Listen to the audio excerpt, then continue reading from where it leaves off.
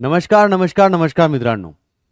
PW के इस online platform पे मैं अर्जुन सर आपका केमिस्ट्री कोच फिर से एक बार स्वागत करता हूं।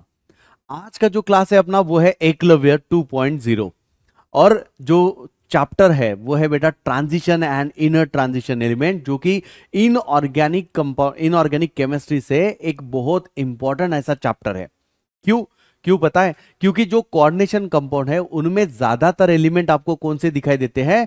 Transition and inner transition element दिखाई देते हैं, जिसे हम D block and F block भी बोलते हैं। क्या बोलते हैं? D block and F block बोलते हैं। जैसा कि आप लोगों को पता है अभी कुछ दिनों के बाद में ही आप लोगों की एग्जाम आने वाली है, तो हम क्या करेंगे, ये जो transition and inner transition element का जो चैप्टर है उसे थोड़ा सा हम लोग इस तरीके से मैनेज करेंगे। ऐसे ही टॉपिक के बारे में डिस्कशन होगा जो एग्जाम पॉइंट ऑफ व्यू से ज्यादा इंपॉर्टेंट है ना। हालांकि करेंगे हम पूरा डिस्कशन, लेकिन हमारा जो ट्रेस होगा ज्यादा जोर देंगे हम लोग कहां पर, जो कि इंपॉर्टेंट रहेगा बेटा board exam point of view से। आई होप आपको ये सारा पॉइंट जो है वो समझ में आ गया है जैसे मैंने आपको बताया। तो let's start the chapter transition and inner transition elements. ठीक है, चलिए देखो ये जो चैप्टर है ना, मैंने जैसा आपको बताया उसमें सबसे इंपॉर्टेंट चीज क्या होती है, आप लोगों को डी ब्लॉक कहाँ है लिखा हुआ पीरियोडिक टेबल के अंदर, एफ ब्लॉक कहाँ लिखा हुआ है, उसके अंदर कौन से एलिमेंट्स है, उनका इलेक्ट्रॉनिक कॉन्फ़िगरेशन है ना, ये सारी बातें आप लोगों को तो पता होना चाहिए। और ये तो पीरियोडिक टेबल में आप लोगों ने 11th स्टैंडर्ड में ही कर लिया होगा। ज्यादातर बच्चों को तो ये पॉइंट पहले से ही क्लियर रहता है कि कौन से एलिमेंट कौन से ग्रुप के हैं, कौन से ब्लॉक के हैं, है ना। चलिए अगर मैं यहां पर बात करूं कि जो इंपॉर्टेंट टॉपिक्स होंगे, मोस्ट इंपॉर्टेंट जो कॉन्सेप्ट रहेंगे वो कौन से हो सकते हैं। एक तो इलेक्ट्रॉनिक कॉन्फ़िगरेशन आपको पता होना चाहिए, इलेक्ट्रॉनिक कॉन्फ़िगरेशन के बारे में पता होना चाहिए। दूसरा periodic properties and lanthanoid contraction इस टॉपिक का हार्ट है ना। लैंथेनॉइड कॉन्ट्रैक्शन के बारे में पता होना चाहिए। देन ऑक्सीडेशन स्टेट्स के बारे में पता होना चाहिए। ऑक्सीडेशन स्टेट के बारे में बहुत खास पॉइंट बताने वाला, थोड़ा ध्यान से समझना उस पॉइंट को। कॉम्प्लेक्स फॉर्मेशन, जैसा कि आप लोगों को पता है coordination compound are nothing but complex, तो जो जहां मैक्सिमम आपको यही मिलेंगे बेटा डी ब्लॉक के या फिर एफ ब्लॉक के एलिमेंट्स। ठीक है, कैटालिटिक प्रॉपर्टीज, क्योंकि ज्यादातर कैटालिस्ट जो होते हैं ना वो डी एंड एफ ब्लॉक के एलिमेंट्स होते हैं, कैटालिस्ट। ठीक है, मैग्नेटिक प्रॉपर्टीज देखेंगे, कौन सा पैरामैग्नेटिक है, कौन सा डायामैग्नेटिक है, कैसे चेक करना है, कितना मैग्नेटिज्म है, ये बात डिस्कस करेंगे। कलरेशन इंपॉर्टेंट रहेगा, कलरेशन, कुछ कॉम्प्लेक्स को कलर होता है, डार्क होता है, फेंट होता है, कुछ कलरलेस होते हैं, क्यों होते हैं, उसके रीजन फाइंड आउट करेंगे। अलॉय, अलॉय का काम क्या है, मिक्सचर ऑफ मेटल होता है। मेटल तो खराब होता है जल्दी से, करोजन होता है, तो अगर करोजन थोड़ा स्लो करना है हमें, करोजन का रेट, तो बेटर है कि उस मेटल की प्रॉपर्टी थोड़ी इंप्रूव की जाए by mixing with other metals, तो दैट इज कॉल्ड अलॉय। तो अलॉय क्या होता है, अलॉय से कौन से प्रॉपर्टीज इंक्रीज होंगे, कौन से अलॉय इंपॉर्टेंट है एग्जाम पॉइंट ऑफ व्यू से, उसकी बात होगी।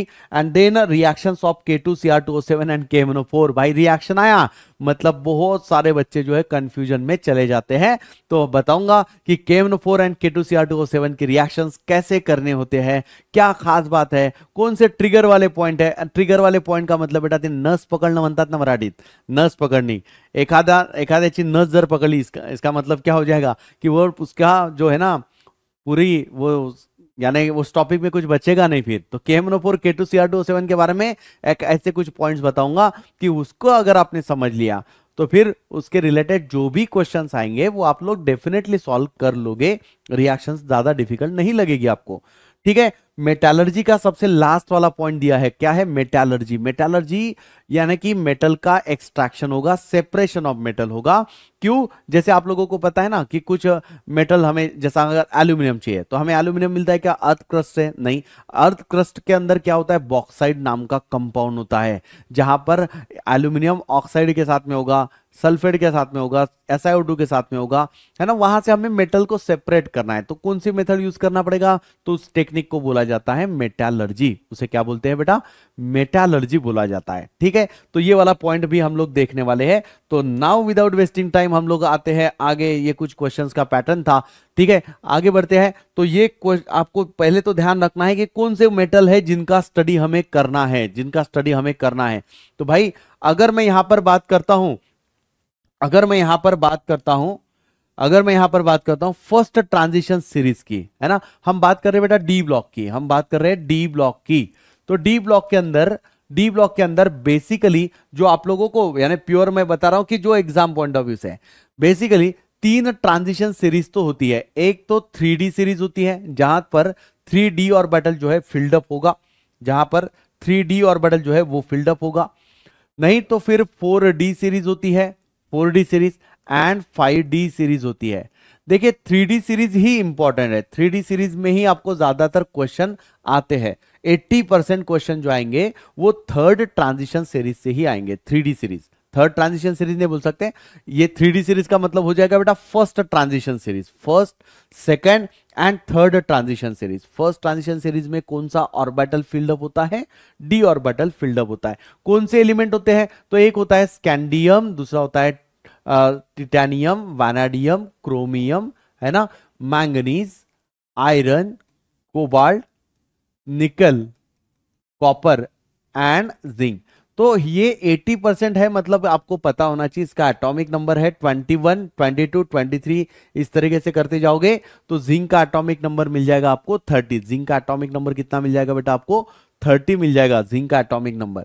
4D जो सीरीज होती है वो यट्रियम से स्टार्ट होती है ना, और ये इसके आगे फिर आप लोगों को पता है ये सारी जो सीरीज है आप लोगों को लिखने पड़ेगी। जिंक के नीचे कौन सा आता है बेटा? यहाँ पर कैडमियम आ जाएगा, कैडमियम।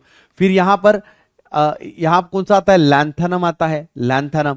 6D सीरीज में एक्टिनियम आ जाएगा। तो लैंथेनम के आगे हाफनियम आता है। ये मैंने क्यों लिखा? क्योंकि इंपॉर्टेंट है भाई, यह चीजें आपको समझ में आना चाहिए कि लैंथेनम का एटॉमिक नंबर कितना होता है? 57 होता है। और यहां पर जो हम हाफनियम को कंसीडर करेंगे उसका कितना होता है? 72 होता है एटॉमिक नंबर। मतलब इसके बीच में टोटल 14 एलिमेंट्स आने वाले हैं, और उसी को हम लोग क्या बोलते हैं बेटा? एफ ब्लॉक बोलते हैं, इनर ट्रांजिशन एलिमेंट्स, है ना, transition elements and inner transition elements. तो ये जो रहेगा ये लैंथेनम डी ब्लॉक का एलिमेंट नहीं कंसीडर किया जाता। इवन लैंथेनम को हम एक्चुअली प्योरली एफ ब्लॉक का एलिमेंट भी नहीं मानते हैं, लेकिन टू कंप्लीट द सीरीज, एक सीरीज को कंप्लीट करने के लिए लैंथेनम को हमेशा ही डी ब्लॉक, एफ ब्लॉक के साथ में जोड़ा जाता है लैंथेनाइड सीरीज में, लैंथेनाइड सीरीज में। ठीक है, तो ये पॉइंट क्लियर रखना। और एक मजे की बात ऐसी है, लेकिन हम लोग अभी डिस्कशन नहीं कर सकते, क्या? क्योंकि बोर्ड पॉइंट ऑफ व्यू से डिस्कशन हो रहा है ना, इसीलिए। ठीक है, क्या है पता है? ये डी ऑर्बिटल में इलेक्ट्रॉन आता है यहां पर लैंथेनम में। उसके बाद में भाई डी ऑर्बिटल तो 10 इलेक्ट्रॉन ऑक्युपाई कर सकता है, अकोमोडेट हो सकते हैं वहां पर कितने? 10 इलेक्ट्रॉन। लेकिन लैंथेनम के केस में 1 इलेक्ट्रॉन आ गया, हाँ ठीक है। लेकिन फिर दूसरा इलेक्ट्रॉन जो आता है वो डी में आना चाहिए था ना, लेकिन दूसरा इलेक्ट्रॉन कहां चला जाता है? एफ में चला जाता है। भाई ऐसा कैसे हो गया? डी तो अभी तक भरा नहीं है, एफ में कैसे चला गया? तो ये बात जो है ना, ये ट्रिगर वाला पॉइंट है। और ये कहां डिस्कशन होगा? जो सीईटी के पॉइंट ऑफ व्यू से अगर हम लोग मिलते हैं तब देखेंगे, सीईटी के पॉइंट ऑफ व्यू से देखेंगे, जेई या नीट के पॉइंट ऑफ व्यू से देखेंगे, फिलहाल नहीं।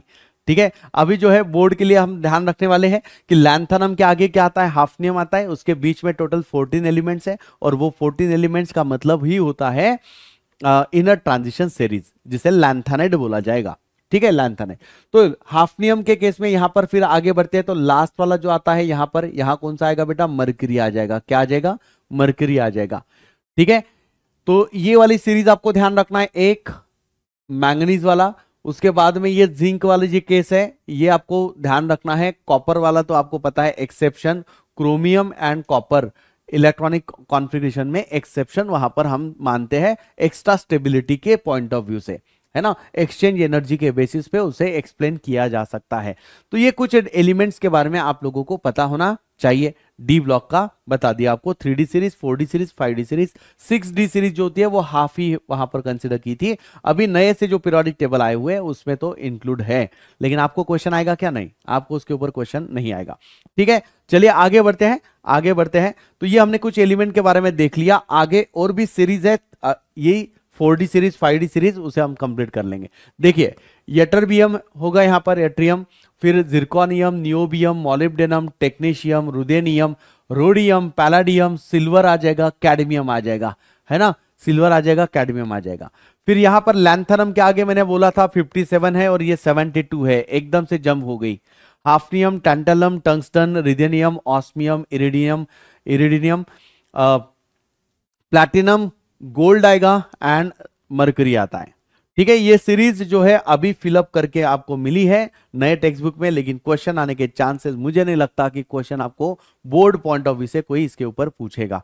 ठीक है, नहीं आ सकता। चलिए आगे बढ़ते हैं। अब ध्यान से समझना बेटा, ध्यान से समझना, ये जो पॉइंट यहां पर लिखा है वो लैंथेनाइड का लिखा हुआ है, लेकिन उसके पहले एक पॉइंट मैं आप लोगों को और बता देता हूं। जब ट्रांजिशन सीरीज की हम बात कर रहे हैं, ट्रांजिशन सीरीज की जब हम बात कर रहे हैं, ट्रांजिशन सीरीज, तो यहां पर जो इलेक्ट्रॉन है वो डी के अंदर आता है, लेकिन डी में कितने इलेक्ट्रॉन्स होना चाहिए? तो देखो ध्यान से, अगर डी में एक इलेक्ट्रॉन है या फिर डी में 9 इलेक्ट्रॉन्स है, 10 इलेक्ट्रॉन भरे जा सकते हैं ना टोटल, तो डी में एक इलेक्ट्रॉन होना चाहिए एटलीस्ट, या डी में मैक्सिमम कितने 9 इलेक्ट्रॉन होना चाहिए, तभी हम ऐसे एलिमेंट्स को क्या बोलते हैं? ट्रांजिशन एलिमेंट्स बोलेंगे, ट्रांजिशन सीरीज का मेंबर बोलेंगे। ठीक है सर, D10 वाला फिर कैसे? तो D10 वाला जो होता है ना, उसे हम प्योर ट्रांजिशन एलिमेंट नहीं बोल सकते, उसे हम डी ब्लॉक का एलिमेंट बोलेंगे। लास्ट इलेक्ट्रॉन कहां आ रहा है? डी ब्लॉक का, डी ऑर्बिटल में आ रहा है, इसलिए डी ब्लॉक का एलिमेंट होगा। ठीक है, क्लियर रखना।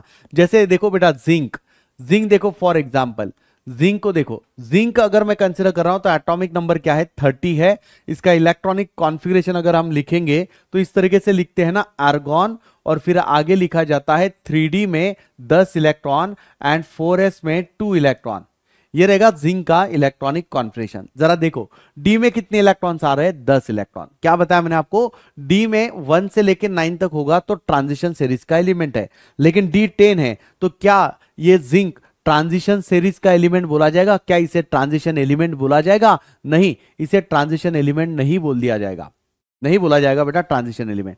ये क्या है? ये सिर्फ एक डी ब्लॉक का एलिमेंट है, ये एक सिर्फ डी ब्लॉक का एलिमेंट है जिंक। समझ में आया? कॉपर को देखो, कॉपर, कॉपर का एटॉमिक नंबर 29 होता है। आर्गॉन लिख दिया इलेक्ट्रॉनिक कॉन्फ़िगरेशन लिखने के लिए। 3D में 10 इलेक्ट्रॉन आएंगे एंड 4s में 1 इलेक्ट्रॉन आएगा। भाई डी ऑर्बिटल इंपॉर्टेंट है। डी में कितने इलेक्ट्रॉन्स आ रहे हैं? 10 इलेक्ट्रॉन है, कंप्लीटली फिल्ड है ना, तो D1 से D9 के बीच में आ रहा है क्या? नहीं, तो कॉपर भी ट्रांजिशन एलिमेंट कंपेयर नहीं किया जाता, कंसिडर नहीं किया जाता है कॉपर को भी। समझ में आ रहा है? समझ में आ रहा है? ठीक है, तो जिनके पास में इलेक्ट्रॉन डी में 1 है या 9 आते हैं मैक्सिमम, उसी को हम लोग ट्रांजिशन एलिमेंट्स बोलेंगे। तो ये मैंने आपको ट्रांजिशन एलिमेंट्स के बारे में बता दिया। These are not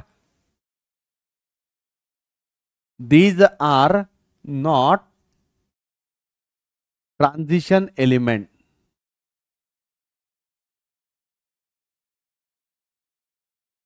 these are not transition element. ठीक है, क्योंकि डी ऑर्बिटल कैसा है? कंप्लीटली फिल्ड है। इवन जिंक के नीचे क्या आता है? कैडमियम आता है, मरकरी आता है, तो वो भी बेटा प्योर ट्रांजिशन एलिमेंट नहीं है, बस डी ब्लॉक का एलिमेंट है, ऐसा हम अज्यूम करके चलते हैं। आई होप आपको ये पॉइंट समझ में आ गया। नाउ इलेक्ट्रॉनिक कॉन्फ़िगरेशन लिखना है, तो कोई भी अगर आप इलेक्ट्रॉनिक कॉन्फ़िगरेशन लिखने की कोशिश करेंगे तो ध्यान रखना फर्स्ट ट्रांजिशन सीरीज के लिए क्या करना है। फर्स्ट ट्रांजिशन सीरीज हो या सेकंड हो या थर्ड हो, आपको एक पैटर्न को फॉलो करना है। यानी कि डी ऑर्बिटल में इलेक्ट्रॉन आता है तो ये डी ऑर्बिटल कौन सा होगा बेटा? n-1 का डी ऑर्बिटल होगा। यहां पर हम 1 से लेके 10 इलेक्ट्रॉन भरेंगे, 1 से लेके 10 इलेक्ट्रॉन भरेंगे।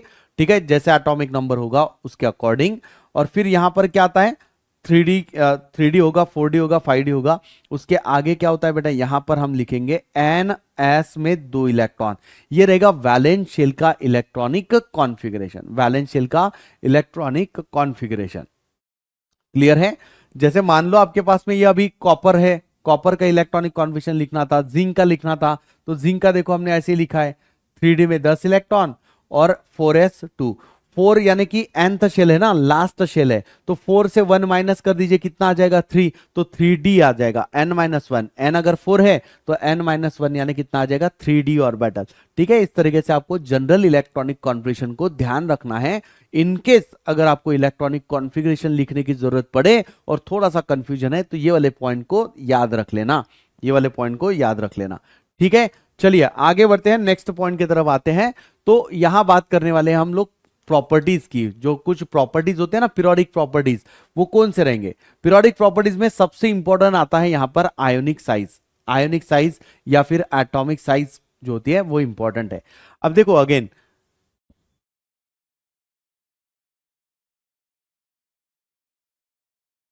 ठीक है, यहां से देखेंगे, ये कहाँ गया भाई, कहाँ गायब हो गया।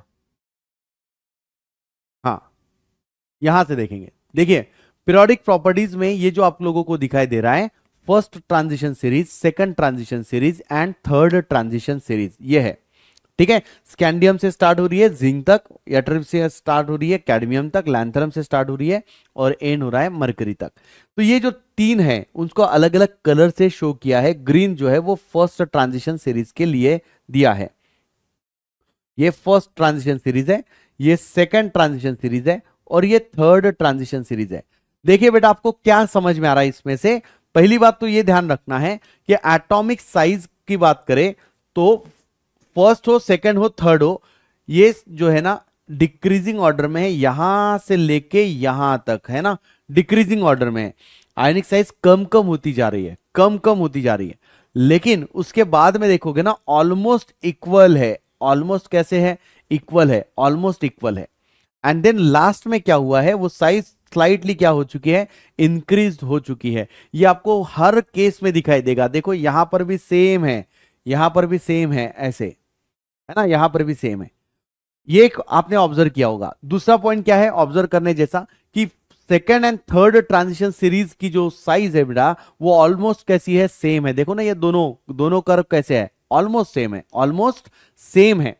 अगर ये ऑलमोस्ट सेम होते हैं मतलब क्या है, इसका रीजन क्या हो जाएगा, क्यों है सेम? क्योंकि यहां पर एक वर्ड लगता है, यहां पर एक इफेक्ट लगता है जिसे बोला जाता है लैंथेनॉइड कॉन्ट्रैक्शन। क्या बोलते हैं? लैंथेनॉइड कॉन्ट्रैक्शन बोला जाता है। लैंथेनॉइड बोलिए या लैंथेनाइड कॉन्ट्रैक्शन बोलिए, एक ही बात होगी।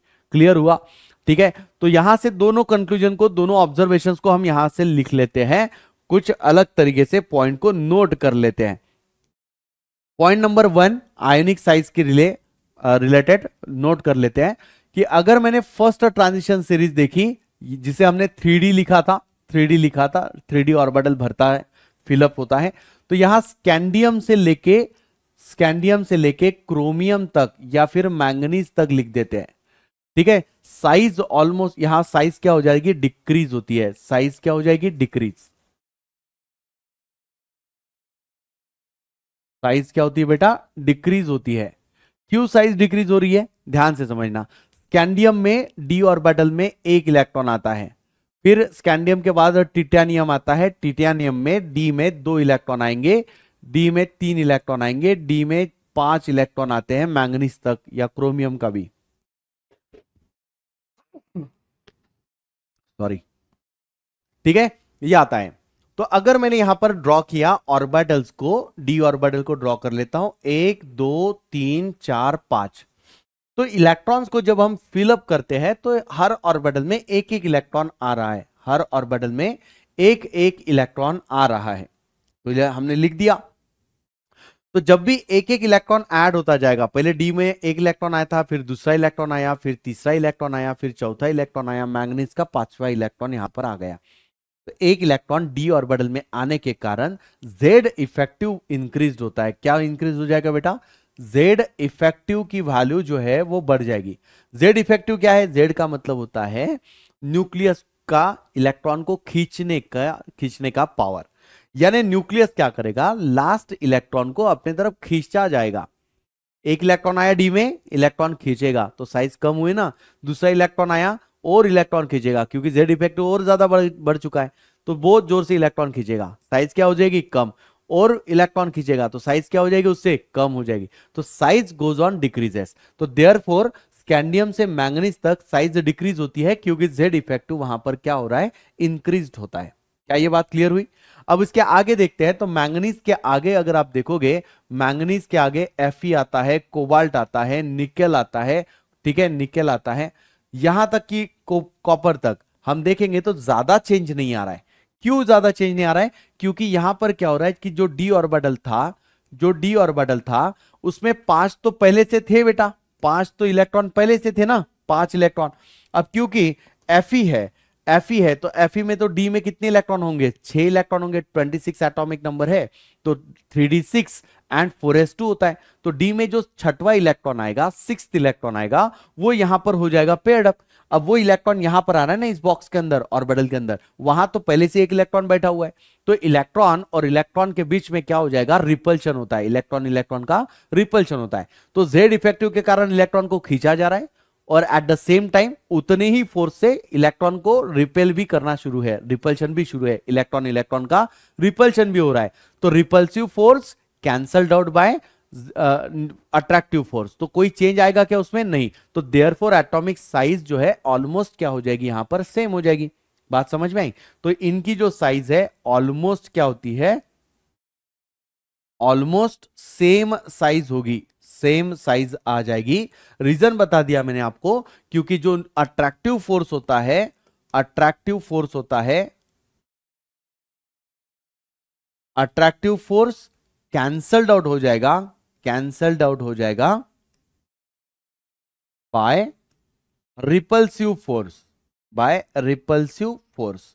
तो attractive force can be cancelled out by repulsive force. तो देयरफॉर यहां कोई चेंज आपको साइज में दिखाई नहीं देता है। लेकिन जिंक में क्या हुआ, अब जिंक की अगर मैं बात कर रहा हूं तो जिंक की केस में क्या होता है, जिंक के केस में क्या होता है, डी ऑर्बिटल तो 10 इलेक्ट्रॉन्स रहेगा और 4s में 2 इलेक्ट्रॉन रहते हैं। तो ये जो डी ऑर्बिटल है ना, ये ऑलरेडी यहां पर क्या हो जाएगा बेटा, कंप्लीट हो जाएगा यहां पर। समझ में आया? तो इलेक्ट्रॉन अगर कंप्लीट हो चुका है, 1 2 3 4 5 ऐसे तो पहले से ही थे। अच्छा 6 हो गए क्या, एक मिनट, ठीक है, ऐसे तो पहले से ही थे हमारे पास में। लेकिन जैसे ही इलेक्ट्रॉन यहां पर पेयर्ड होने लगेगा, पेयर्ड होने लगता है, तो यहां रिपल्शन और भी बढ़ जाएगा। और रिपल्शन बढ़ने के कारण अब जो है न्यूक्लियर फोर्स यानी कि जेड इफेक्टिव के कंपैरिजन में रिपल्सिव फोर्स ज्यादा है, रिपल्शन ज्यादा हो जाएगा। क्योंकि ये बहुत सारे इलेक्ट्रॉन पहले से बैठे हैं ना, फिर जिंक का जो लास्ट इलेक्ट्रॉन आएगा 10वां इलेक्ट्रॉन, उसके लिए पहले से बहुत सारे इलेक्ट्रॉन अंदर बैठे हुए हैं डी ऑर्बिटल के अंदर, वो उसको रिपेल करते हैं। एंड रिपल्शन के कारण फोर्स ऑफ अट्रैक्शन क्या हो जाएगा, फोर्स ऑफ अट्रैक्शन वीक होता है रिपल्शन के कारण, और डिस्टेंस बढ़ जाएगा, मतलब साइज क्या हो जाएगी बेटा, इंक्रीज होती है। तो हेंस हेंस जो है साइज जिंक के केस में स्लाइटली इंक्रीज होती है। क्या अब ये ग्राफ आपको क्लियर हुआ कि क्यों यहां से डिक्रीज हुआ, क्यों यहां ऑलमोस्ट सेम है, क्यों यहां से इंक्रीज हुआ, ये बात सबको क्लियर हुई? बहुत बढ़िया, ठीक है। चलिए आगे बढ़ते हैं। अब वैसे ही एक और पॉइंट था, 3D and 4D series and 5D series जो थी उनकी साइज हमने अप्रॉक्स सेम रखी हुई है। तो क्यों सेम है अप्रॉक्स, उसकी बात कर लेते हैं। तो यहां पर ध्यान क्या रखना है कि ये जो 4D सीरीज है, 4D सीरीज 3D के नीचे आता है, तो डाउन द ग्रुप आने से साइज तो बढ़ जाती है। तो 3D से 4D की साइज क्या हो जाएगी, इंक्रीज होगी। 3D के कंपैरिजन में 4D की साइज इंक्रीज होगी। लेकिन 4D एंड 5D की साइज क्या मानते हैं हम लोग, अप्रोक्सीमेटली सेम मानते हैं। उसी का रीजन हम लोग अब फाइंड आउट करने जा रहे हैं। तो क्यों वो सेम है देखते हैं, ठीक है। देखो 5D जो सीरीज है वो लैंथनम से आगे आती है, हाफनियम से ऐसे स्टार्ट होती है। तो इनके बीच में क्या आ रहा है, डी और F orbital completely filled up हो रहा है। एफ ऑर्बिटल में टोटल कितने इलेक्ट्रॉन्स आ रहे हैं बेटा, 14 इलेक्ट्रॉन यहां पर आ जाएंगे, फिल्ड अप होता है, तब जाके वापस से यहां पर डी में इलेक्ट्रॉन आएगा। तो 14 इलेक्ट्रॉन्स है एफ में, एफ ऑर्बिटल कंप्लीटली फिल्ड है। लेकिन एफ ऑर्बिटल क्या हो जाता है, डिफ्यूज होता है, फैल जाता है ऐसे, है ना, एफ ऑर्बिटल फैल जाता है, डिफ्यूज होता है। उसका स्क्रीनिंग इफेक्ट भी कम होता है। स्क्रीनिंग इफेक्ट क्या है भाई, स्क्रीनिंग इफेक्ट है रिपल्शन करने की ताकत। जो रिपल्शन कर रहा था ना, तो रिपल्सिव फोर्स को क्या बोल दिया जाता है, स्क्रीनिंग इफेक्ट। तो इसका स्क्रीनिंग इफेक्ट कैसा होता है, बहुत कम होता है, स्क्रीनिंग इफेक्ट बहुत कम होता है, ठीक है। मतलब है very very less screening, screening है ना। रिपल्शन तो नाम का ही होगा, फिर रिपल्शन तो होगा ही नहीं, क्योंकि बहुत कम स्क्रीनिंग हो रही है। ज्यादा क्या हो रहा है, जेड इफेक्टिव ज्यादा है। जेड इफेक्टिव ज्यादा है मतलब इलेक्ट्रॉन खींचा जा रहा है फटाक से। जब यह ऑर्बिटल कंप्लीटली फील्ड होगा तो उसके बाद के जो इलेक्ट्रॉन्स है वो खींचे जाएंगे। तो देखो 4f कैसा है, 14 है, और फिर डी में इलेक्ट्रॉन आता है। ये 4f था बेटा, ये 4f था, और यहां 5d ऑर्बिटल है। तो 5d में जब इलेक्ट्रॉन आता है ना, दूसरा तीसरा चौथा 2 से लेके 9 तक जो इलेक्ट्रॉन्स आएंगे, तो जैसे जैसे इलेक्ट्रॉन आएंगे एफ ऑर्बिटल तो फीका पड़ चुका है। डी ऑर्बिटल में इलेक्ट्रॉन आने के कारण जेड इफेक्टिव इंक्रीज हो जाएगा। जेड इफेक्टिव क्या हो जाएगा, इंक्रीज होता है। क्योंकि इसकी ताकत कम है ना रिपल्शन करने की, तो अट्रैक्शन बढ़ जाएगा, तो अट्रैक्शन ज्यादा है मतलब वो इलेक्ट्रॉन खींचाएगा ना, तो डिस्टेंस क्या हो जाएगा, कम हो जाएगा। तो डिस्टेंस कम हो रहा है इसके कारण, एफ ऑर्बिटल कंप्लीटली फिल्ड होने के कारण, इसी इफेक्ट को क्या बोल दिया जाता है, लैंथेनाइड कॉन्ट्रैक्शन। इसी को क्या बोल दिया जाता है, लैंथेनाइड कॉन्ट्रैक्शन बोल दिया जाता है ना। तो सिंपल डेफिनेशन क्या होगी लैंथेनाइड कॉन्ट्रैक्शन की, द स्टेडी डिक्रीमेंट, है ना, यहां लिख लेता हूं इस तरीके से, the steady decrement in the size, atomic size by filling of electrons in F orbital which has less screening effect, है ना। इस तरीके से हम लोग लिख सकते हैं भाई, अपनी खुद की डेफिनेशन लिखोगे तो ज्यादा बेहतर होगा। बुक के एज इट इज लिखने की कोशिश करोगे तो टाइम पे ना वो याद ही नहीं आता कि क्या हमने लर्न किया था, क्या हमने पढ़ा था, वो बड़ा कंफ्यूजन क्रिएट कर लेता है। तो लास्ट मोमेंट पे पढ़ाई कर रहे हो, अपनी अकल लगाओ, अपनी अकल लगाओ और थोड़ा सा जो है प्रेजेंस ऑफ माइंड रख के काम करो, है ना। 100% वर्क होगा, ध्यान रखना। बस इसी चीजों की तरफ आपको ध्यान देना है कि लिखना कैसे है, क्या लिखना पड़ेगा, कौन से टॉपिक का ये क्वेश्चन है, वो तो समझ में आना चाहिए। ठीक है, चलिए ये मैंने आप लोगों को बता दिया कि क्यों इन दोनों की साइज सेम है, due to lanthanide contraction, due to lanthanide contraction. यहां पर जो आपको साइज दिखाई दे रही है वो थोड़ी ये मेल्टिंग पॉइंट का है। इधर में अगर आप लोग देखोगे, हाँ यहां पर देख लो, स्कैंडियम टिटेनियम, अगर मैं फर्स्ट ट्रांजिशन सीरीज की बात कर रहा हूं, अगर मैं फर्स्ट ट्रांजिशन सीरीज की बात करता हूं, ठीक है, यहां से यहां तक आप देखो, स्कैंडियम से लेके जिंक तक, स्कैंडियम से लेके जिंक तक, तो एटॉमिक नंबर 20 से 21 से 30 तक तो लिखा ही है, लेकिन जो साइज है वो साइज को देख लो, 164 है, 147 है, 135 है, 129, 127। पहली बात तो भाई ये पिकोमीटर में है, पिकोमीटर जो हमें आंखों से दिखाई नहीं देता, है ना, पिकोमीटर जो हमें आंखों से दिखाई नहीं देता। साइंटिस्ट लोगों को भाई हैट्स ऑफ कि उन्होंने ये भी बता दिया कि ये 147 है और ये 135 है, इतना निग्लिजिबल डिफरेंस है। तो हम लोग क्या समझ में आ रहा है हमें कि इनकी जो साइज है ना, ज्यादा ये नहीं है, डिफरेंस नहीं है, ये मान के चलो। लेकिन कैसा है, डिक्रीज ऑर्डर में है, डिक्रीज ऑर्डर में है। और लास्ट में हमने देख लिया था कि जिंक के केस में साइज बढ़ती है, क्यों, क्योंकि वहां पर रिपल्शन बढ़ रहा है।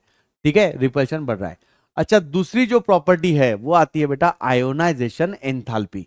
दूसरी प्रॉपर्टी कौन सी है, आयोनाइजेशन एंथैल्पी का क्या मतलब होता है, आयोनाइजेशन एंथैल्पी का the amount of energy required to remove electron from the gaseous state of atom.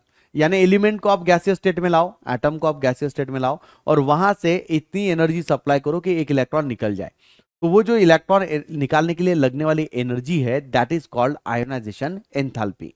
और ये आयोनाइजेशन एंथैल्पी का ट्रेंड अगर आप देखोगे ना, फर्स्ट ट्रांजिशन सीरीज के लिए स्कैंडियम से लेके जिंक तक, तो आप देखोगे 631 है, 656 है, ठीक है, और 650 है, 653 है। थोड़ा सा इरेगुलर ट्रेंड आपको यहां पर दिखाई दे रहा है, लेकिन ज्यादा चेंज नहीं है। पर ये वैल्यू क्या है, ऑलमोस्ट अगर आप देखोगे तो इट गोज ऑन इंक्रीजिंग। कैसी वैल्यू है बेटा, इंक्रीजिंग ऑर्डर में आप लोगों को दिख रहा है। अब आयोनाइजेशन एंथैल्पी इंक्रीज हो रही है, क्यों, क्योंकि भाई साइज क्या हो रही है, डिक्रीज। साइज क्या होती जा रही है, साइज क्या होती जा रही थी, डिक्रीज ना।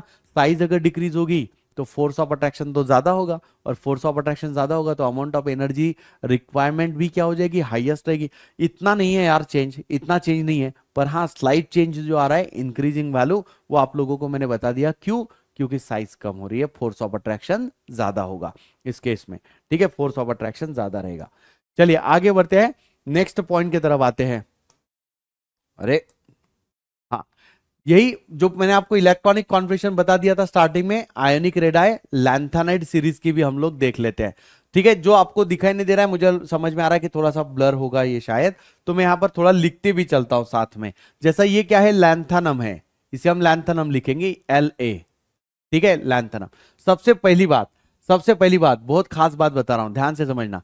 लैंथेनाइड सीरीज और actinide series, 4F and 5F series, इसके ऊपर जब आपको क्वेश्चन पूछे जाते हैं, बोर्ड के एग्जाम की बात कर रहा हूं, बोर्ड के एग्जाम की बात कर रहा हूं, जब आपको इसके ऊपर क्वेश्चन आते हैं तो सिर्फ और सिर्फ इलेक्ट्रॉनिक कॉन्फ़िगरेशन, ऑक्सीडेशन स्टेट के ऊपर क्वेश्चन आता है, और ज्यादा से ज्यादा आपको कॉम्प्लेक्स फॉर्मेशन के ऊपर आएगा। इलेक्ट्रॉनिक कॉन्फिगरेशन इंपॉर्टेंट है एंड ऑक्सीडेशन स्टेट इंपॉर्टेंट है, ये ध्यान रखना। तो अब उसके लिए इलेक्ट्रॉनिक कॉन्फिगरेशन अगर लिखना है तो जनरल पैटर्न पता होना चाहिए इलेक्ट्रॉनिक कॉन्फिगरेशन का, एक। दूसरा क्या कि यहां पर ये सीरीज पता होना चाहिए। अब इस सीरीज को याद रखने का एक बड़ा आसान सा तरीका ऐसा होता है जो हम लोग जनरली यूज करते हैं, मैक्सिमम लोगों ने ऑलरेडी सुना होगा, मैक्सिमम स्टूडेंट ने सुना होगा।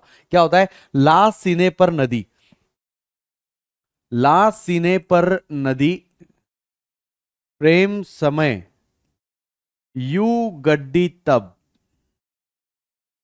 ही हो अरे तुम ये भी लो, अरे तुम ये भी लो। ठीक है, लैंथनम से लेके लुटेशियम तक टोटल 15 एलिमेंट है, 15 में से 14 ट्रांजिशन एलिमेंट्स है। इवन हम लुटेशियम को भी नहीं मानते, 13 एलिमेंट्स होते हैं बेटा जो इनर ट्रांजिशन एलिमेंट्स होते हैं, इनर ट्रांजिशन एलिमेंट्स होते हैं। लैंथनम को इग्नोर कर दीजिए, लुटेशियम को इग्नोर कर दीजिए। सर क्यों इग्नोर करना, ये तो एफ ब्लॉक के हैं। नहीं ना बेटा, एफ ब्लॉक का मतलब क्या, last electron enters in F orbital, लेकिन लैंथनम का लास्ट इलेक्ट्रॉन जो है वो कहां आता है, डी में आता है ना, तो इसलिए हम उसे एफ ब्लॉक का भी नहीं मानते, ना घर का ना घाट का, ना वो एफ ब्लॉक का है ना वो डी ब्लॉक का है। ठीक है, ठीक है, लैंथनम की बात कर रहा हूं। लुटेशियम का देखोगे तो लुटेशियम में जो लास्ट इलेक्ट्रॉन आता है ये भी डी में आता है, क्योंकि एफ ऑर्बिटल यहां तक कंप्लीट हो जाता है। ठीक है, तो एक बार रिपीट कर रहा हूं, लास्ट सीने पर नदी, प्रेम समय यू गड्डी तब, डी हो अरे तुम ये भी लो। इस तरीके से आपको ध्यान में रखना है। एटॉमिक नंबर की बात करते हैं तो 57, 58 से लेके 71 तक आता है लुटेशियम के केस में। ठीक है, चलिए इसका इलेक्ट्रॉनिक कॉन्फिगरेशन लिखना है सर, क्या करे, तो बेटा ध्यान रखना n-2 एफ ऑर्बिटल में इलेक्ट्रॉन आएगा, 1 से लेके 14 इलेक्ट्रॉन्स। इसके आगे n-1 डी में इलेक्ट्रॉन्स आएंगे, 1 या 2 या फिर 0 भी रह सकता है, 1 या 2 या 0 भी रह सकता है। और फिर इसके आगे आता है nth शेल, nth शेल में ns में हमेशा 2 इलेक्ट्रॉन रहेंगे। This is the general electronic configuration. अब अगर मुझे लैंथनम के लिए लिखना है तो लैंथनम का मुझे पता है कि लैंथनम डी ब्लॉक का एलिमेंट है, तो इलेक्ट्रॉन्स कहां आएगा, डी में आएगा, तो ये डी में 1 इलेक्ट्रॉन डाल दीजिए, ns में 2 इलेक्ट्रॉन होंगे, तो ये बन जाएगा electronic configuration for the lanthanum. देखो यहां पर लिखा होगा, ये जिनन लिखा हुआ है, ठीक है, इसके आगे लिखा हुआ है 4f0 है, 5d में 1 है एंड 6s में 2 है। 6 यानी कि nth शेल, n से 1 माइनस कर दीजिए तो n-1 d में आ जाएगा, 6 से 2 माइनस कर दीजिए यानी कि 4f के इलेक्ट्रॉन्स। ठीक है, सेरियम की बात करें तो सेरियम का एटॉमिक नंबर है बेटा 58। Electronic configuration expected and observe different है, आपको ऑब्जर्व की तरफ ध्यान देना है। तो यहां पर क्या हो जाएगा, 4f में 1 इलेक्ट्रॉन आता है, 5d में 0 इलेक्ट्रॉन होते हैं, और यहां पर 6s में 2 इलेक्ट्रॉन होते हैं, ये 1 आएगा। लेकिन जैसे ही प्रोसियोडायमियम आता है, पीआर आता है, तो यहां पर ये बन जाएगा बेटा जिनन। इसके आगे लिखेंगे तो 4f में टोटल ये दोनों और एक तीसरा इलेक्ट्रॉन ऐसे आ जाएगा, डी खाली हो जाएगा, डी खाली है, एस में 2 इलेक्ट्रॉन है। तो इस तरीके से इलेक्ट्रॉन आपको इलेक्ट्रॉनिक कॉन्फ़िगरेशन लिखना है। देखो मेरी बात मानोगे तो सबसे इंपॉर्टेंट जो चीज है जो आपको ध्यान रखना है वो है यूरोपियम का इलेक्ट्रॉनिक कॉन्फ़िगरेशन, गैडोलिनियम का इलेक्ट्रॉनिक कॉन्फ़िगरेशन।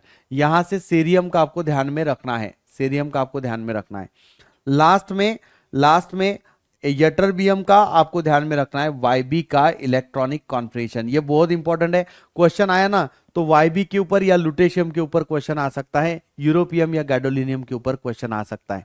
ठीक है, तो इसकी बात कर लेते सीधा। यहां पर क्या होगा, 4f7 है, 4f7 है बेटा, 5d में कुछ भी इलेक्ट्रॉन नहीं है, 0 है, एंड 6s में 2 इलेक्ट्रॉन है। ठीक है, 6s में 2 इलेक्ट्रॉन है। इसके नीचे आता है गैडोलिनियम, गैडोलिनियम में एक्स्ट्रा इलेक्ट्रॉन आ रहा है, तो वो एक्स्ट्रा इलेक्ट्रॉन कहां आता है, 4f का 7 एज इट इज रहेगा। क्यों, क्योंकि f ऑर्बिटल क्या है, हाफ फील्ड स्टेट में है, हाफ फील्ड स्टेट में है, और हाफ फील्ड वाला कैसा होता है, ज्यादा स्टेबल होता है ना, half field has more stability. तो 1 इलेक्ट्रॉन कहां आएगा, 5d में आ जाएगा, 5d में होगा 1 इलेक्ट्रॉन एंड 6s में रहेंगे 2 इलेक्ट्रॉन। ठीक है, तो इसलिए ये खास बन जाएगा gadolinium and europium, gadolinium and europium.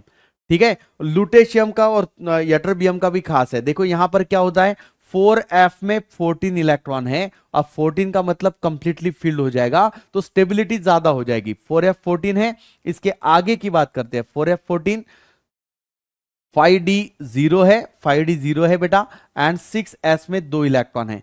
लेकिन इसके नीचे कौन आता है, लुटेशियम। लुटेशियम का एक्स्ट्रा इलेक्ट्रॉन कहां आएगा, f तो कंप्लीटली फिल्ड हो चुका है, तो एक्स्ट्रा इलेक्ट्रॉन कहां आएगा, d में आ जाएगा। एक्स्ट्रा इलेक्ट्रॉन कहां आ जाएगा, d में आ जाएगा। तो देयरफॉर लुटेशियम के केस में ये बन जाएगा 4f14 5d1 and 6s2, 5d1 and 6s2, ऐसा इलेक्ट्रॉनिक कॉन्फिगरेशन बनेगा लुटेशियम के लिए।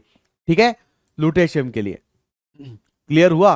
तो ये सारे के हम क्या देख रहे हैं बेटा, इलेक्ट्रॉनिक कॉन्फ़िगरेशन देखे अभी तक, इलेक्ट्रॉनिक कॉन्फ़िगरेशन देखा अभी तक हमने, और पीरियोडिक प्रॉपर्टीज में ionic radii and ionisation enthalpy देखा। तो आयोनिक रेडाई की बात करते हैं, तो देखो यहां पर 187 183 है, 182 है, 181 है, 181 है, 180 है। भाई ऑलमोस्ट सेम है ना, पिकोमीटर है तो ऑलमोस्ट सेम है।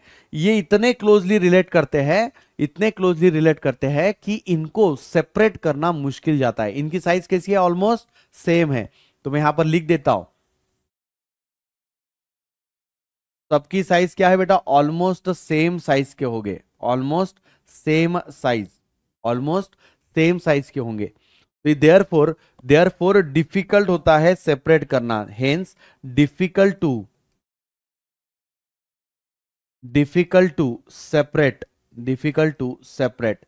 देयरफॉर इन्हें सेपरेट करना थोड़ा क्या हो जाएगा, डिफिकल्ट रहता है, डिफिकल्ट होता है। ठीक है, ये क्लियर हुआ, ये क्लियर हुआ। चलिए आगे बढ़ते हैं फिर।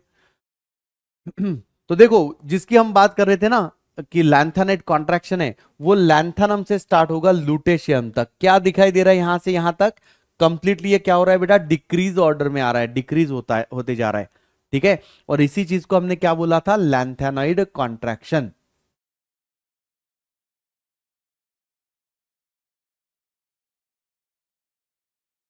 इसी को हमने बोल दिया था लैंथेनाइड कॉन्ट्रैक्शन, लैंथेनाइड कॉन्ट्रैक्शन, क्योंकि एफ ऑर्बिटल कंप्लीटली फिल्ड हो जाएगा, और तो एफ ऑर्बिटल कंप्लीटली फिल्ड होने के कारण फोर्स ऑफ रिपल्शन जो है वो कम होता है, अट्रैक्शन ज्यादा हो जाएगा, तो साइज गोज ऑन डिक्रीजिंग।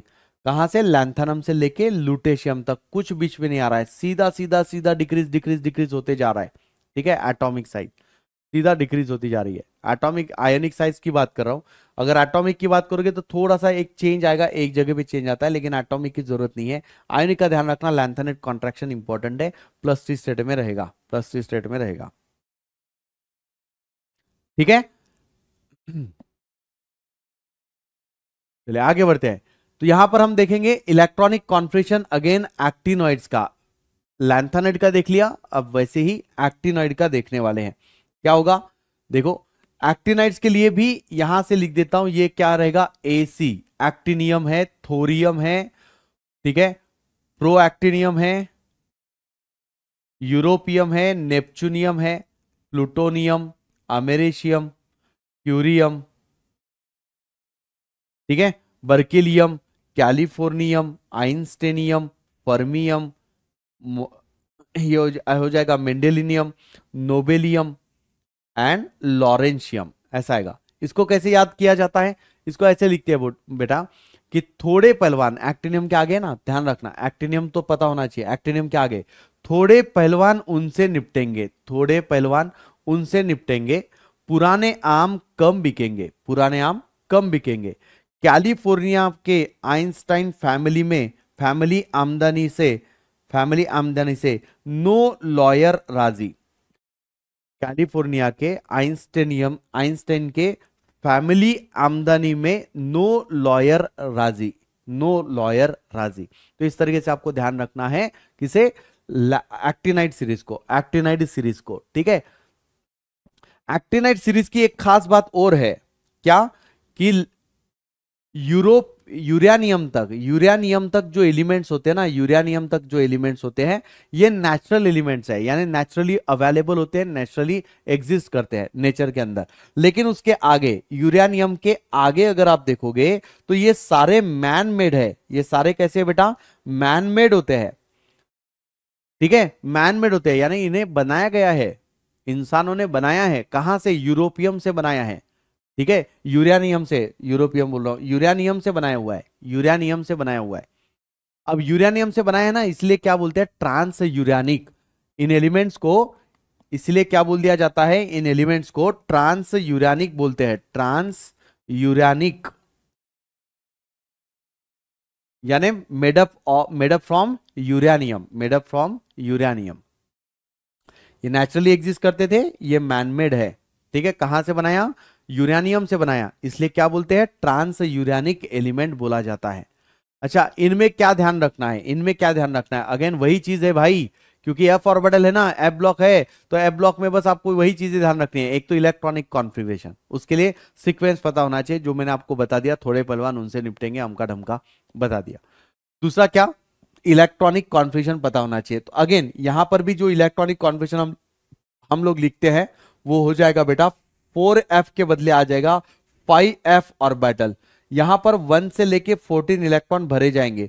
उसके आगे अगर आप देखोगे तो ये आता है 6d ऑर्बिटल। 6d में 0 या फिर 1 या फिर 2 इलेक्ट्रॉन दिखाई देंगे।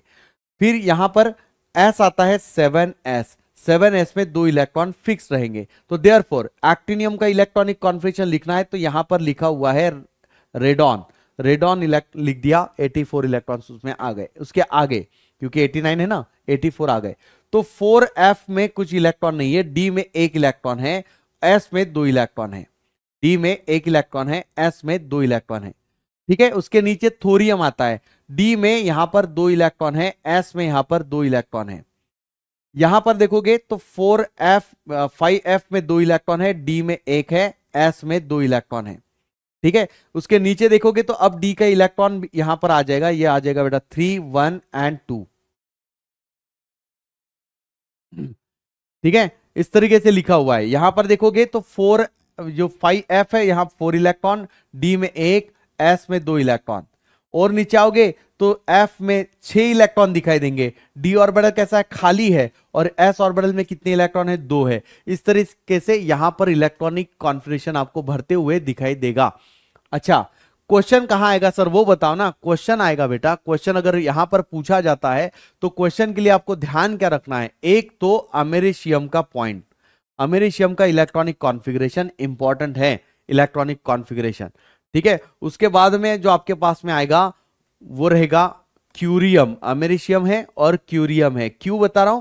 क्योंकि ये देखो यहां पर हाफ फील्ड वाले केस के तरफ आ रहा है, हाफ फील्ड वाली केस आ रही है। 4f में 5f में 7 इलेक्ट्रॉन आ रहे हैं। ठीक है, लास्ट में देखोगे तो ये लॉरेंशियम का जो है वो इंपॉर्टेंट है। अब ज्यादा तो नहीं है, ज्यादा तो नहीं है, तो क्वेश्चन आने के चांसेस भी यहां पर क्या होते हैं बेटा? बहुत कम रहते हैं एक्टिनॉइड के केस में। ठीक है, ये पॉइंट है एक इलेक्ट्रॉनिक कॉन्फ़िगरेशन का। दूसरा ऑक्सीडेशन स्टेट जो रहेगी वो अभी मैं आपको एक्सप्लेन करने वाला हूं। तो ये है ऑक्सीडेशन स्टेट का पॉइंट। ऑक्सीडेशन स्टेट चाहे आप किसी को भी ले लो, क्या होता है? पहले मैं आपको कुछ समझा देता हूं, उसके बाद में हम लोग देखेंगे। ये लैंथेनाइड का नहीं होना चाहिए। ठीक है, पहले मैं आपको थोड़ा सा समझा देता हूं बेटा, उसके बाद में हम लोग आएंगे इस पॉइंट के ऊपर वापस। ऑक्सीडेशन स्टेट का मतलब क्या होता है?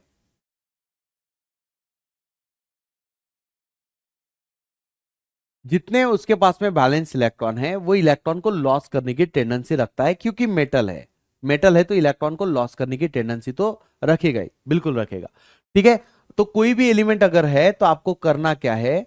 आपको करना क्या है? उसके पास में मैक्सिमम ऑक्सीडेशन स्टेट होगी, मैक्सिमम ऑक्सीडेशन स्टेट होगी, मैक्सिमम ऑक्सीडेशन स्टेट होगी।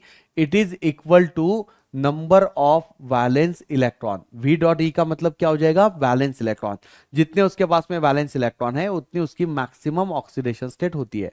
अब आपको इनके ऊपर क्वेश्चन कैसे आता है? ऑक्सीडेशन स्टेट के ऊपर, ऑक्सीडेशन स्टेट की आपको पूछा जाता है स्टेबिलिटी, कि कौन सा ऑक्सीडेशन स्टेट जो है वो स्टेबल है। तो stability of oxidation state, stability of oxidation state ये कैसे देखते हैं? तो सबसे पहले देखना कि जो f ऑर्बिटल है वो अगर एम्प्टी होगा, या फिर f ऑर्बिटल 7 होते हैं, इलेक्ट्रॉन हाफ फील्ड होता है, या f ऑर्बिटल 14 यानी कंप्लीटली फील्ड होता है, तो उनको हम क्या मानते हैं बेटा? स्टेबल इलेक्ट्रॉनिक कॉन्फ़िगरेशन मानते हैं। क्या मानेंगे? स्टेबल इलेक्ट्रॉनिक कॉन्फ़िगरेशन मानेंगे। ठीक है, ये किसी के लिए भी लग सकता है, ट्रांजिशन सीरीज के लिए भी आप लगा सकते हो, डी एलिमेंट्स के लिए, डी ब्लॉक के एलिमेंट्स के लिए। ठीक है, तो डी ऑर्बिटल भी क्या हो जाएगा, फॉर एग्जांपल डी ऑर्बिटल अगर कंप्लीटली एम्प्टी है, या डी ऑर्बिटल में 5 इलेक्ट्रॉन्स है, या डी ऑर्बिटल कंप्लीटली फिल्ड है 10 इलेक्ट्रॉन, तो इसे हम क्या मानेंगे बेटा, स्टेबल मानेंगे। इसे हम क्या मानते हैं, स्टेबल मानते हैं। फॉर एग्जाम्पल आप देखो यूरोपियम का, आप देखिए यूरोपियम का इलेक्ट्रॉनिक कॉन्फ़िगरेशन, यूरोपियम है ना, यूरोपियम गैडोलिनियम वो लिखा था ना हमने, तो यूरोपियम का इलेक्ट्रॉनिक कॉन्फ़िगरेशन लिखोगे तो ये होता है 4f7, 5d में होते हैं 0 इलेक्ट्रॉन, एंड 6s में होते हैं 2 इलेक्ट्रॉन, 6s में होते हैं 2 इलेक्ट्रॉन। अगर मैं यहां से 2 इलेक्ट्रॉन को हटा दूं, अगर मैं यहां से 2 इलेक्ट्रॉन को निकाल दूं, तो यूरोपियम की स्टेट क्या हो जाएगी बेटा, +2, यूरोपियम की +2 ऑक्सीडेशन स्टेट हो जाएगी। इसका इलेक्ट्रॉनिक कॉन्फिगरेशन अब लिख लीजिए, क्या हो जाएगा, 4f में 7 इलेक्ट्रॉन, बाकी तो कंप्लीटली एम्प्टी बन चुका है, बाकी कंप्लीटली एम्प्टी बन चुका है। लेकिन एफ ब्लॉक, एफ जो ऑर्बिटल है वो कैसा है, एग्जैक्टली हाफ फिल्ड है। कैसा है, एग्जैक्टली हाफ फिल्ड है। तो हाफ फिल्ड होने के कारण इसकी स्टेबिलिटी क्या हो जाएगी, +2 की स्टेबिलिटी बढ़ जाएगी। तो ये +2 में क्या हो जाएगा बेटा, स्टेबल हो जाएगा। ये +2 में कैसा हो जाएगा, स्टेबल हो जाएगा। बात समझ में आई। अगर मैं यूरोपियम को +3 में कंसिडर कर रहा हूं, तो +3 का मतलब आपने यस से 2 इलेक्ट्रॉन हटा दिए और 1 इलेक्ट्रॉन आपने एफ से हटाया, तो अब एफ में इलेक्ट्रॉन बचे कितने हैं, 6 इलेक्ट्रॉन बचे हैं, यानी ये बन जाएगा अब 4f6। क्या ये एम्प्टी है, क्या ये एम्प्टी है, नहीं। क्या ये हाफ फिल्ड है, नहीं। क्या ये कंप्लीटली फिल्ड है, नहीं। तो ऐसा कुछ भी नहीं है, तो इसको हम क्या मान लेंगे बेटा, अनस्टेबल मानेंगे। इसको हम क्या मानेंगे, अनस्टेबल मानेंगे। बताओ बात समझ में आई क्या। ऐसे हर कंपाउंड के आप एलिमेंट्स के बारे में कंसीडर कर सकते हो ऑक्सीडेशन स्टेट को लेके। ठीक है, जैसा आप स्कैंडियम को ले लीजिए, स्कैंडियम का एटॉमिक नंबर होता है 21, इलेक्ट्रॉनिक कॉन्फिगरेशन लिखोगे तो डी में आता है, 3d में 1 इलेक्ट्रॉन होता है, 4s में 2 इलेक्ट्रॉन होते हैं। लेकिन अगर मैंने बोल दिया कि स्कैंडियम +3 में है, बताओ +3 स्टेबल है या नहीं, तो भाई यहां से आपने 2 इलेक्ट्रॉन हटाए, डी से आपने 1 इलेक्ट्रॉन हटाया, तो 3d कैसा बन चुका है, अब एम्प्टी है। 4s कैसा बन चुका है, एम्प्टी है। एम्प्टी है तो ये वाले कैटेगरी में आ रहा है ना, तो इसको हम क्या मानेंगे, स्टेबल मानेंगे। इसको हम क्या मानेंगे, स्टेबल ऑक्सीडेशन स्टेट मानेंगे। क्लियर हुआ। कौन से कंपाउंड के, सेरियम को भी देख सकते हो आप लोग। सेरियम की जो है ना +4 ऑक्सीडेशन स्टेट काफी स्टेबल होती है। +4 क्या होता है, स्टेबल होता है। क्यों, क्योंकि यहां पर f ऑर्बिटल एम्प्टी हो जाएगा। f ऑर्बिटल कैसा होता है, एम्प्टी होता है, तो सेरियम स्टेबल हो जाएगा। अच्छा, यूरोपियम के नीचे गैडोलिनियम आता है। गैडोलिनियम को देखो मैं +3 स्टेट में लिख रहा हूं। क्यों, क्योंकि देखो 4f में 7 इलेक्ट्रॉन, 5d में 1 इलेक्ट्रॉन, 6s में 2 इलेक्ट्रॉन है। अब स्टेट क्या है, +3 है। +3 का मतलब 2 इलेक्ट्रॉन आप s से हटाओगे, 1 इलेक्ट्रॉन आप d से हटाओगे। अब यहां पर जो है 4f कैसा हुआ है बेटा, f कैसा है, 7 है। 7 है तो एग्जैक्टली हाफ फिल्ड है ना, तो गैडोलिनियम +3 में क्या हो जाएगा, स्टेबल हो जाएगा। गैडोलिनियम +3 में क्या हो जाएगा, स्टेबल हो जाएगा। यूरोपियम +2 में स्टेबल है क्योंकि हाफ फिल्ड आ रहा है। आप समझ गए कौन सी ऑक्सीडेशन स्टेट स्टेबल है, कौन सी ऑक्सीडेशन स्टेट अनस्टेबल है। उसके लिए सबसे आसान तरीका क्या होगा, आपको इलेक्ट्रॉनिक कॉन्फिगरेशन लिखना पड़ेगा और देखना पड़ेगा कि वो स्टेट जो है हाफ फिल्ड या एम्प्टी या कंप्लीटली फिल्ड कौन से कैटेगरी में आ रही है, उस बेसिस से आप बताओगे, उस बेसिस से आप बताओगे। ठीक है, ये था ऑक्सीडेशन स्टेट का पॉइंट। अब आगे कंटिन्यू करते हैं ऑक्सीडेशन स्टेट को। देखो ध्यान से समझना अभी। अरे कहां गया भाई, हाँ ये है। जैसा स्कैंडियम है, स्कैंडियम की हमने ऑलरेडी देखा कि वो +2 एंड +3 दोनों ऑक्सीडेशन स्टेट शो कर रहा है, दोनों ऑक्सीडेशन स्टेट शो कर रहा है। ठीक है, लेकिन +3 वाली कैसी हो जाएगी, स्टेबल ऑक्सीडेशन स्टेट होगी, है ना। +3 वाली स्टेट क्या हो जाएगी बेटा, स्टेबल रहेगी। +3 स्टेबल हो जाएगा। क्यों पता है, क्योंकि कंप्लीटली एम्प्टी होने वाला है। टिटेनियम भी +2 +3 +4 शो करता है। वैनाडियम भी +2 +3 +4 +5 शो करता है। सबसे ज्यादा कौन शो कर रहा है यहां पर, मैंगनीज शो कर रहा है। सबसे ज्यादा मैंगनीज जो है वो शो कर रहा है ना। +7 तक जा रहा है, +7 तक ऑक्सीडेशन स्टेट जा रही है। क्यों, क्योंकि मैंगनीज के इलेक्ट्रॉनिक कॉन्फ़िगरेशन से देखोगे तो it has 7 valence electron. 7 valence electron होने के कारण, ज्यादा वैलेंस इलेक्ट्रॉन है तो ज्यादा ऑक्सीडेशन स्टेट मिल जाएगी, तो +7 ऑक्सीडेशन स्टेट मैंगनीज शो करेगा। क्लियर हुआ, क्लियर हुआ। इनफैक्ट पूरे पीरियोडिक टेबल की अगर मैं बात करता हूं तो ऑस्मियम ऐसा एलिमेंट है बेटा, कौन सा? ऑस्मियम एलिमेंट है जो +8 ऑक्सीडेशन स्टेट शो करता है, OSO4, ऑस्मियम टेट्रोक्साइड।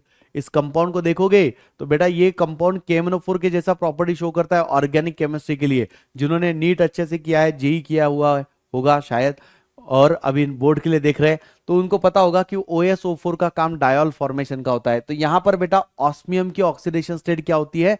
+8 होती है। कितनी होती है? +8 ऑक्सीडेशन स्टेट आ जाएगी ऑस्मियम की, जो कि पूरे पीरियोडिक टेबल से हाईएस्ट ऑक्सीडेशन स्टेट है ऑस्मियम की। चलिए इसी के रिलेटेड एक और पॉइंट आपको बता रहा हूं,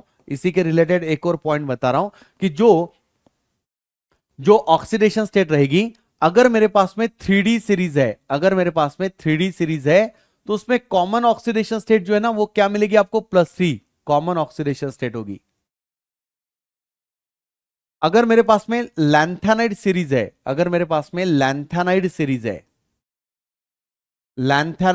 है, ठीक है, लैंथेनम से लेके लुटेशियम तक, तो ये भी +3 ऑक्सीडेशन स्टेट कॉमन शो करता है,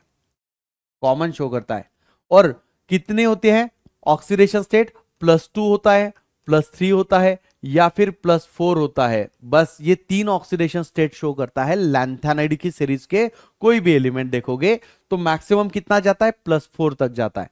वही अगर आप एक्टिनाइड की देखते हो भाई, एक्टिनाइड्स की देखोगे तो एक्टिनाइड्स एलिमेंट यानी कि एक्टिनियम से लेके कहां तक? लॉरेंशियम तक, ठीक है, लॉरेंशियम तक।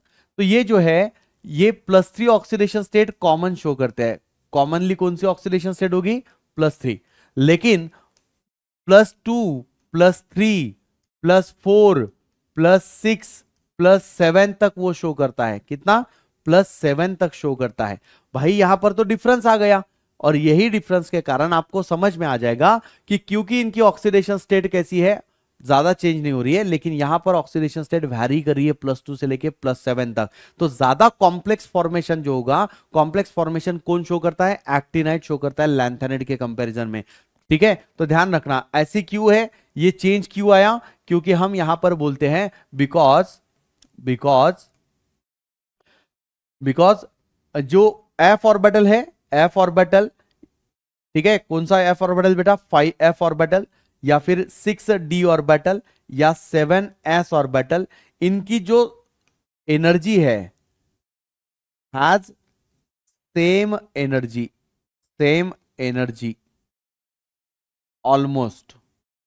ऑलमोस्ट इनकी एनर्जी क्या है? सेम। यानी जितनी ताकत s से इलेक्ट्रॉन निकालने के लिए लग रही है ना, ऑलमोस्ट उतनी ताकत f से इलेक्ट्रॉन निकालने के लिए लग रही है। तो समवॉट सेम है ना। तो d से अगर हम निकाल रहे हैं, s से निकाल रहे हैं, तो f से भी निकाला जा सकता है। तो देयरफॉर ज्यादा ऑक्सीडेशन स्टेट शो करता है बेटा कौन? एक्टिनाइड सीरीज के एलिमेंट्स ज्यादा शो करेंगे। ठीक है, ध्यान रखना। चलिए आगे बढ़ते हैं, नेक्स्ट पॉइंट की तरफ आते हैं अब सीधा। कॉम्प्लेक्स फॉर्मेशन टेंडेंसी यानी कि कॉम्प्लेक्स बनाता है। कोऑर्डिनेशन कंपाउंड कैसे होते हैं? कोऑर्डिनेशन स्फीयर, एक स्क्वायर ब्रैकेट के अंदर मेटल लिखा जाता है, फिर लिगैंड को लिखते हैं, और लिगैंड का नंबर आ जाएगा, ब्रैकेट क्लोज करते हैं। इसके ऊपर चार्ज रहेगा नहीं रहेगा वो डिफरेंट बात है, 0, प्लस या फिर माइनस, ऐसे लिख देता हूं। अनायनिक हो सकता है, कटायनिक हो सकता है, न्यूट्रल हो सकता है, कॉम्प्लेक्स। तो this is called coordination compound, और it is also called as complex. तो ज्यादा कॉम्प्लेक्स कौन बनाता है? कॉम्प्लेक्स फॉर्मेशन टेंडेंसी किसकी होती है? डी ब्लॉक के एलिमेंट्स की सबसे ज्यादा होती है। उसके बाद में फिर आपने देखा एक्टिनाइड, लैंथेनाइड के कंपैरिजन में actinide, they will show more tendency. तो क्यों होती है कॉम्प्लेक्स फॉर्मेशन टेंडेंसी? क्या काय की जरूरत पड़ती है? ठीक है, तो ध्यान से सुनना। सबसे पहले ये पॉइंट कि वो तो एक तो मेटल है ना, मेटल है, और उनके पास में एम्प्टी ऑर्बिटल अवेलेबल है। तो मैं यहां पर लिख देता हूं because of availability of empty orbitals, है ना। नंबर ऑफ एम्प्टी ऑर्बिटल ज्यादा है तो लिगैंड से दो दो इलेक्ट्रॉन वो गेन कर सकते हैं, क्योंकि उनके पास में खाली ऑर्बिटल पड़े हुए हैं ना, तो वो इलेक्ट्रॉन को एक्सेप्ट कर सकते हैं। इसीलिए हम क्या बोलते हैं? अवेलेबिलिटी ऑफ डी ऑर्बिटल है, अवेलेबिलिटी ऑफ एम्प्टी ऑर्बिटल है, तो देयरफॉर वो कॉम्प्लेक्स फॉर्मेशन कर सकते हैं, ठीक है। और दूसरा क्या? हाई चार्ज डेंसिटी,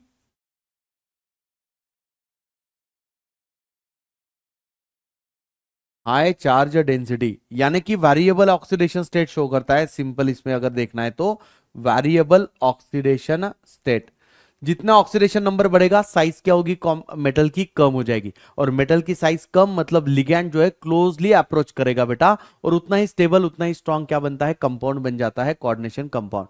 तो कॉम्प्लेक्स फॉर्मेशन टेंडेंसी ज्यादा होती है डी की, है ना, डी ऑर्बिटल, जो डी ब्लॉक के एलिमेंट्स है, D block can show D block and F block,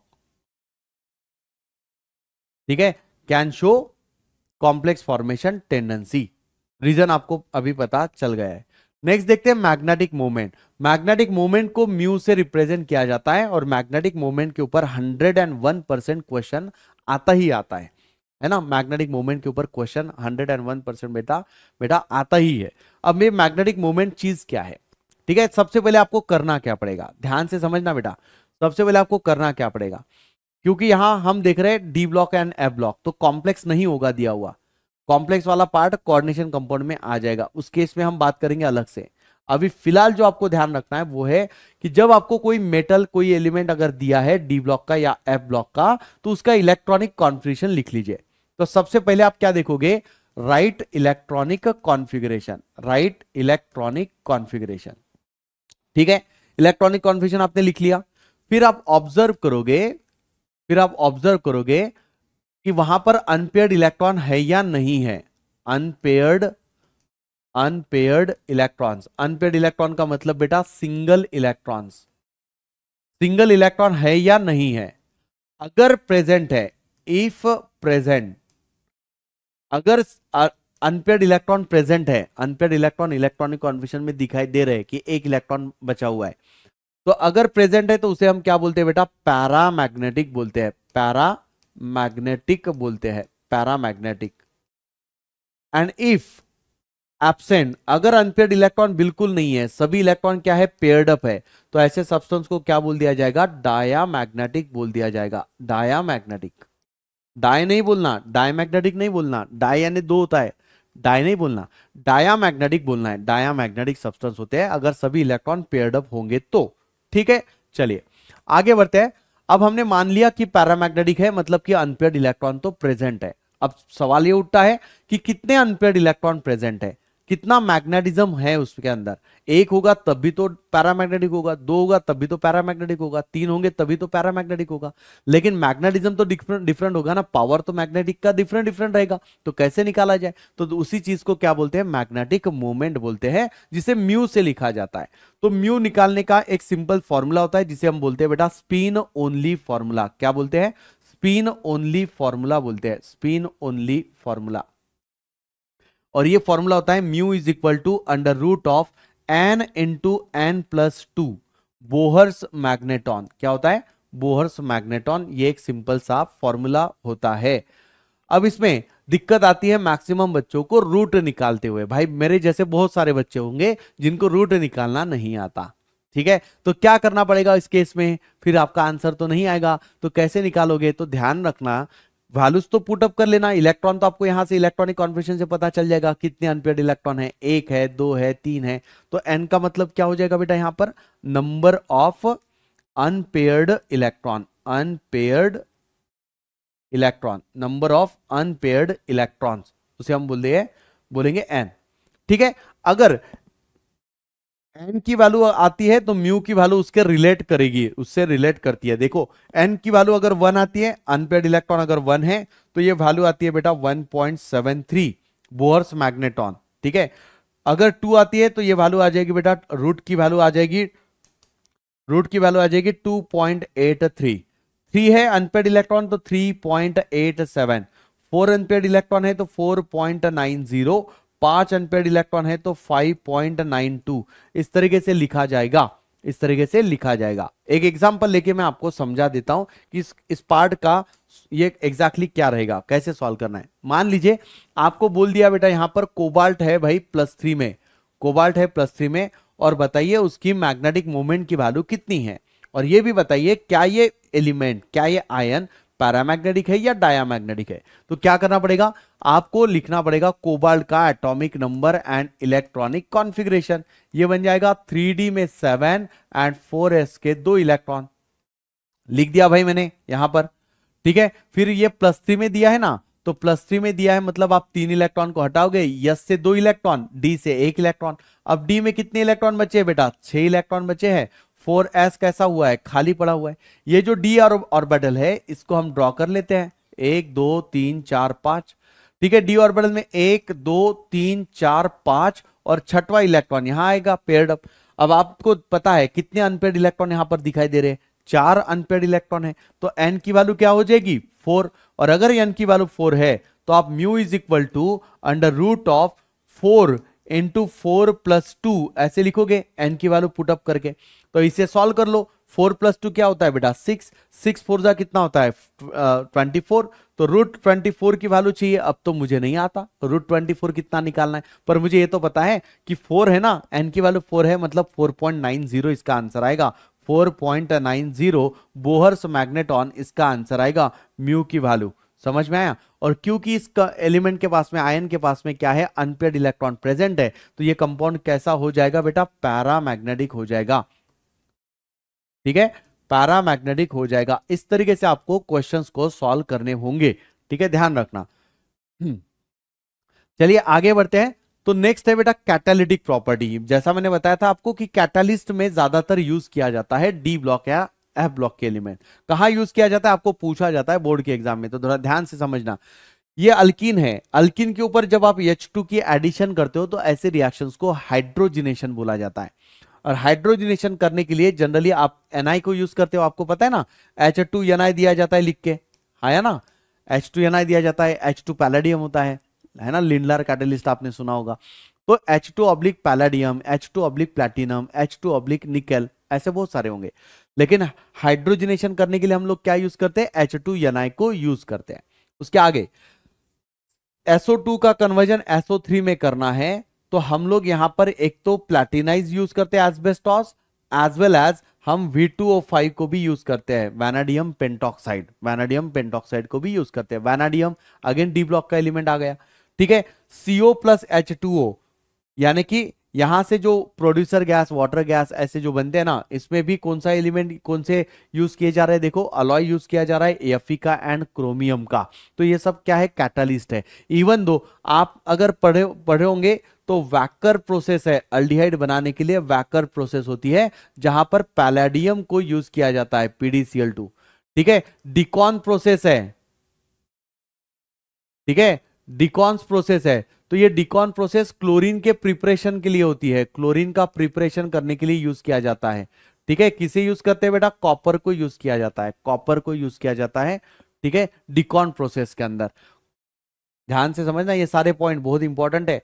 even Fisher trophs process होती है, फिशर ट्रॉप्स प्रोसेस होती है, फिशर ट्रॉप्स पेट्रोल बनाने के काम में आती है। इनमें ना एक अलॉय यूज किया जाता है थोरियम का एंड कोबाल्ट का, थोरियम एंड कोबाल्ट को यूज किया जाता है, जिसे केजलगर नाम से भी जाना जाता है, केजलगर, ठीक है। तो ये फिशर ट्रॉप्स प्रोसेस में यूज किया जाता है, ऐसे बहुत सारे हैं, ठीक है। बायोलॉजिकली भी आपको पता है कि ये होता है, आयरन प्रेजेंट होता है हीमोग्लोबिन में, है कि नहीं, कोबाल्ट होता है, विटामिन B12, ओके, बहुत सारे ऐसे रहेंगे बेटा कि जो यूज किए जाते हैं। आयोडीन का यूज, आयोडीन तो बोला वो तो इसमें चला जाएगा हाइड्रोजन्स में, लेकिन ये सारे जो पॉइंट्स बताए मैंने कैटालिटिक प्रॉपर्टी के रिलेटेड, ये सारे इंपॉर्टेंट है। इवन देखो एक और होता है जिसे हम बोलते हैं जिगलार नाट्टा कैटालिस्ट, पॉलीमराइजेशन के लिए यूज किया जाता है, हाई डेंसिटी पॉलीथीन को बनाने के लिए, ठीक है। तो वहां पर भी जो हाई डेंसिटी पॉलीमर होता है ना, हाई डेंसिटी पॉलीथीन, इसमें जो कैटालिस्ट यूज किया जाता है that is Ziegler Natta, Ziegler Natta catalyst. इनमें टिटेनियम होता है यूज, TiCl4, है ना, टिटेनियम होता है यूज। तो ये सारे कहां यूज हो रहे हैं, एज अ कैटालिस्ट करके यूज किए जा रहे हैं। तो ये कैटालिटिक प्रॉपर्टी पता होना चाहिए, क्वेश्चन आ सकता है। फिर आते हैं बेटा अलॉय के तरफ। अलॉय में मैंने आपको बताया कि एक सिंगल एटम अगर है, सिंगल मेटल अगर है, तो सिंगल मेटल का करोजन का रेट काफी फास्ट होता है। जैसा आयरन को ही देख लीजिए, आयरन जल्दी से खराब होता है कि नहीं, पानी के कांटेक्ट में रहेगा तो बिल्कुल खराब हो जाएगा, लोहा खराब होता है। लेकिन वही आयरन को अगर आप कार्बन के साथ में यूज करोगे, स्टेनलेस स्टील बनाओगे, स्टील में कन्वर्ट करोगे, तो भाई स्टील जल्दी से खराब होता है क्या, नहीं। आयरन के कंपैरिजन में स्टील क्या है, थोड़ा लेट खराब होगा, लेकिन काफी साल चलेगा, है ना। तो स्टील क्या है भाई, अलॉय है। ब्रॉन्ज मेटल जो आता है ना, मेडल जो आता है ब्रॉन्ज मेटल, वो भी क्या है, अलॉय है। ऐसे बहुत सारे अलॉय है, लेकिन आपको कितने ध्यान रखने हैं, कौन से ध्यान रखने हैं। आपको सबसे पहले तो ब्रॉन्ज वाला पता होना चाहिए, ब्रॉन्ज अलॉय। मिक्सचर काय का है, कॉपर का एंड टीन का है, कॉपर का एंड टीन का है। लेकिन यूज कहां किया जाता है, एक तो स्टैचू बनाने के लिए, मेडल्स बनाने के लिए, ट्रॉफीज बनाने के काम में आता है। क्यूप्रा निकल, क्यूप्रा निकल नाम से समझ में आ रहा है कि नहीं, कॉपर होगा निकल होगा, इसके यूजेस पता होना चाहिए। स्टेनलेस स्टील, ये भी क्या है, अलॉय है, कहां यूज किया जाता है वो पता होना चाहिए, काय से बना हुआ है वो भी पता होना चाहिए। नाइक्रोम, नाम से समझ में आता है निकेल एंड क्रोमियम का अलॉय है, निकेल एंड क्रोमियम का अलॉय है। कहां यूज किया जाता है, टरबाइन इंजन में यूज किया जाता है। समझ में आया। तो ऐसे बहुत सारे होंगे, लेकिन इनके तरफ आपका ध्यान होना चाहिए। एक एक मार्क्स के जो क्वेश्चंस आते हैं उनमें ज्यादातर ये अलॉय वाले क्वेश्चंस आपको दिखाई देते हैं। जनरली बच्चे अलॉय को अवॉइड कर देते हैं और एग्जामिनर्स अपना दिमाग लगा लेता है और ये अलॉय के ऊपर एक क्वेश्चन डाल ही देता है। तो अलॉय की तरफ आपका ध्यान होना चाहिए बेटा। इनमें से ही, इनमें अगर क्वेश्चन आया ना अलॉय में, अलॉय के ऊपर, तो इनमें से ही आएगा क्वेश्चन, इनमें से ही आएगा। ठीक है। तो अलॉय के यूजेस तो मैंने आपको बता दिए। ये तो रिएक्शन थी, ये तो रिएक्शन है। ठीक है, ये यहां पर अलॉय ये नहीं चाहिए।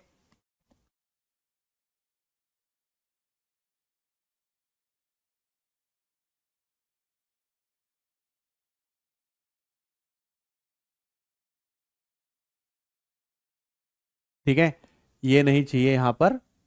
इसके बदले मैं कर लेता हूं चेंज।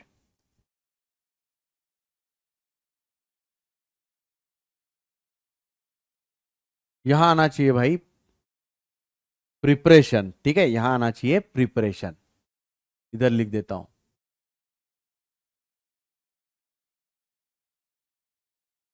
प्रिपरेशन ऑफ,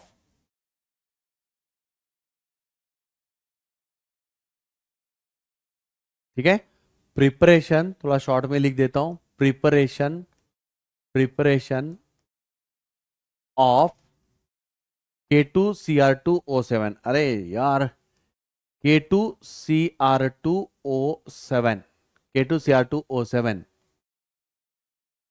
क्या बोलता है, मेरी हैंडराइटिंग अच्छी नहीं है। K2, अरे चलो यार जाने दो, टाइम वेस्ट हो रहा है। ठीक है, K2Cr2O7 पोटेशियम डाइक्रोमेट का प्रिपरेशन करने के लिए है। ये पार्ट जो है इंपॉर्टेंट है बेटा, ये पार्ट इंपॉर्टेंट है। आपको सीधा ये प्रिपरेशन वाला पार्ट जो है पूछा जाएगा। प्रिपरेशन की कोई भी एक रिएक्शन आपको पूछी जाती है। तो K2Cr2O7 के लिए अब इतना सारा है स्टोइकोमेट्रिक, सर इतना सारा तो हम याद रखेंगे तो हमारा तो दिमाग ही हिल जाएगा, हमें तो कुछ याद ही नहीं रहेगा सर। अगर इसको याद रखेंगे तो बाकी भूल जाएंगे सर, क्या करें। ठीक है ना बेटा, मैं बता देता हूं करना क्या है, देखो ध्यान से समझना। यहां हमने सबसे पहले लिया है क्रोमाइट नाम का ओअर, एक ओअर लिया है। ओअर क्या चीज होती है, जो कंबाइंड फॉर्म में अवेलेबल है। इस ओअर की रिएक्शन सोडियम कार्बोनेट के साथ में की हमने, बाइकार्बोनेट, सोडियम कार्बोनेट के साथ में Na2CO3 के साथ। क्या हो जाएगा, ये जो Cr2O7 है यहां से बनता है Na2CrO4, सोडियम क्रोमेट बना। क्या बना है, सोडियम, सोडियम क्रोमेट बना है, सोडियम क्रोमेट, सोडियम क्रोमेट बना।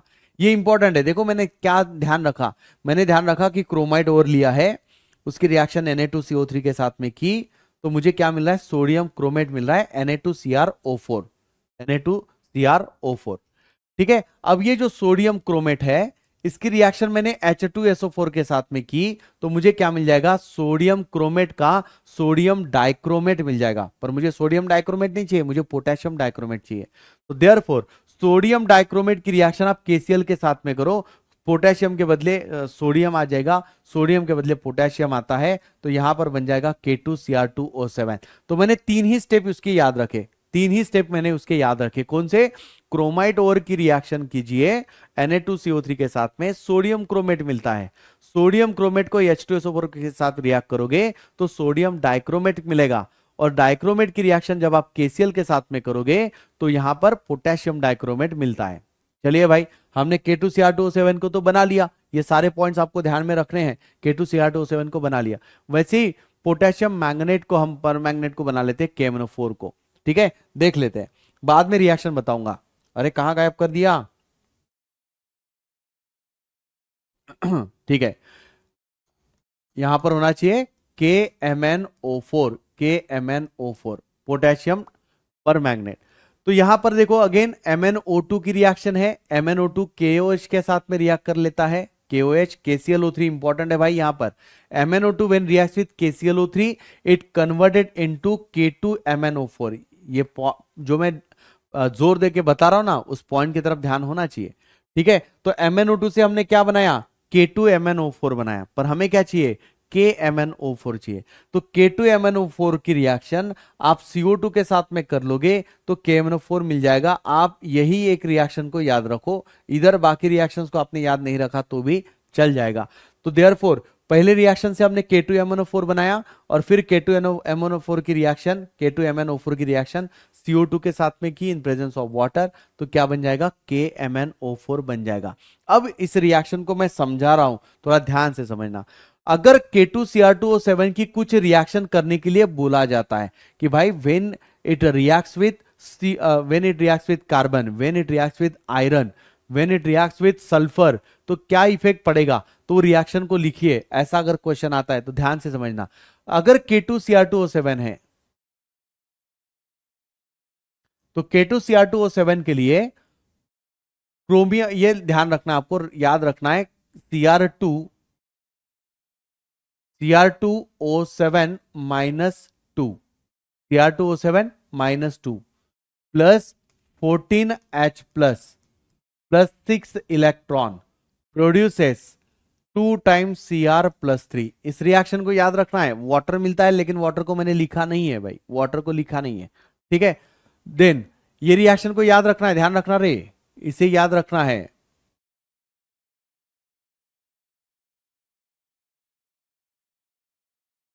याद रखना, दुआओं में नहीं, दिमाग में। ठीक है, याद रखना इसे, ये वाले रिएक्शन को। जैसे अगर आपको KMnO4 के बारे में दिया जाता है, KMnO4 के बारे में दिया जाता है, तो यहां पर क्या मिल जाएगा बेटा? आपको MnO4 माइनस हो जाएगा, MnO4 माइनस। इसकी रिएक्शन यहां पर ध्यान रखना, 8 इलेक्ट्रॉन्स प्लस 8 हाइड्रोजन आएगा, 8 hydrogen, 8H plus plus 5 electron, 5 electron, तब यहां पर बनता है Mn+2, Mn+2 बन जाएगा। ठीक है, तो ये दूसरी रिएक्शन है जिसे आप याद रखोगे। ये रिएक्शन कब फॉलो करना है? एसिडिक मीडियम में, एसिडिक मीडियम में।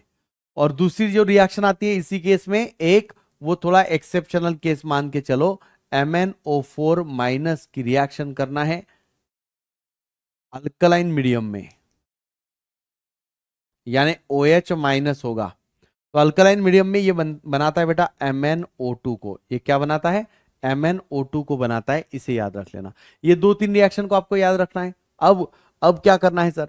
अब आपको जनरल एक पैटर्न पता होना चाहिए। जैसे मान लो आपको बोला कार्बन, तो ये कार्बन का क्या कर लेता है? ऑक्सीडेशन करेगा, तो क्या मिलता है? CO2 मिलता है। मान लो आपको बोल दिया Fe+2 है हमारे पास में, और हमने K2Cr2O7 यूज किया या KMnO4 यूज किया, जो कि क्या होते हैं? Oxidising agent. तो ये उसका ऑक्सीडेशन कर लेंगे, तो क्या बना देंगे बेटा? Fe+3 बना देंगे। अगर आपको दिया है C2O4 -2, ऑक्सैलेट है ये, ऑक्सीडेशन कर दो, क्या मिल जाएगा? 2 टाइम्स CO2 मिल जाएगा, 2 टाइम्स CO2 मिल जाएगा। अगर आपको सल्फर दिया है सर और ऑक्सीडेशन करने के लिए बोला है, तो क्या मिल जाएगा? यहां से SO2 बन जाएगा। अगर H2S दिया है, ऑक्सीडेशन करने के लिए बोला है, तो यहां से सल्फर मिल जाएगा। समझ में आ रहा है? अगर I- दिया है, ऑक्सीडेशन कर दोगे तो I2 मिल जाएगा। अगर I- दिया है, KMnO4 दिया हुआ है, ध्यान से समझना रहे, KMnO4 दिया है, अल्कलाइन मीडियम में दिया है, अल्कलाइन मीडियम में दिया है, तो यहां पर IO3- बनता है। तो ये सारे स्टेप्स है, ये तो आपको पता ही होंगे, रिडॉक्स रिएक्शन में आप लोगों ने पढ़े होंगे। नहीं तो भाई इसे भी याद रखना पड़ेगा, अगर नहीं पढ़े होंगे तो आपको पेनाल्टी तो बैठेगी ना, और पेनाल्टी क्या है? इसे भी याद रखना पड़ेगा, फिर इसे भी याद रखना पड़ेगा। अच्छा सर, कर लेंगे हम लोग, लेकिन ये तो बताओ यूज कैसे करना है। चलो ठीक है, मैं बता रहा हूं आपको यूज कैसे करना है।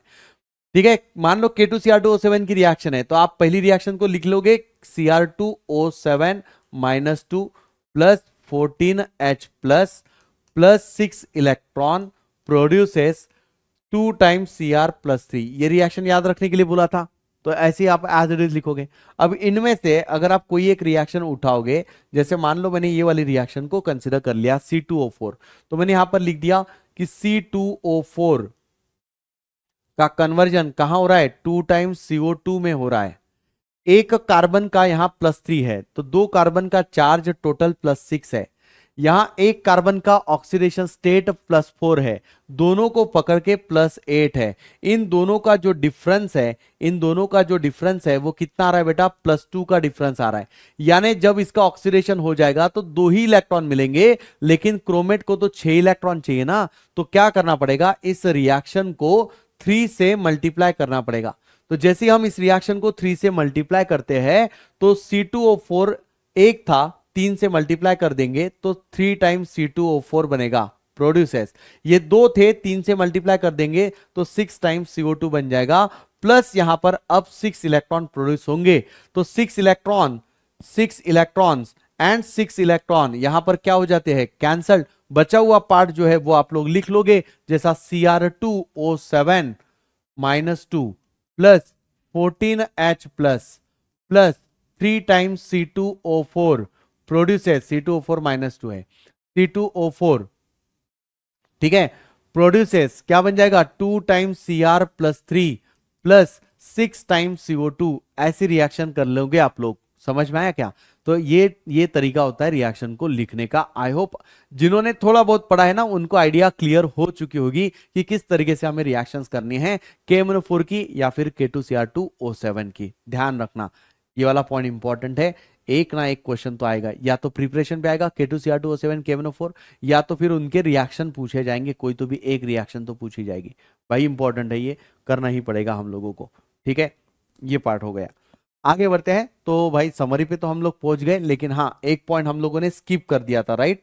एक पॉइंट हम लोगों ने क्या कर दिया था, स्किप किया था, कौन सा, क्योंकि वो थोड़ी सीक्वेंस जो है ना पीपीटी में चेंज हुआ था, तो मेटालर्जी वाला पॉइंट हम लोगों ने स्किप किया था। मेटालर्जी को एक बार देख लेते हैं, मेटालर्जी क्या चीज है। मेटालर्जी का मतलब होता है बेटा extraction of metal, separation of metal और एक्सट्रैक्शन ऑफ मेटल।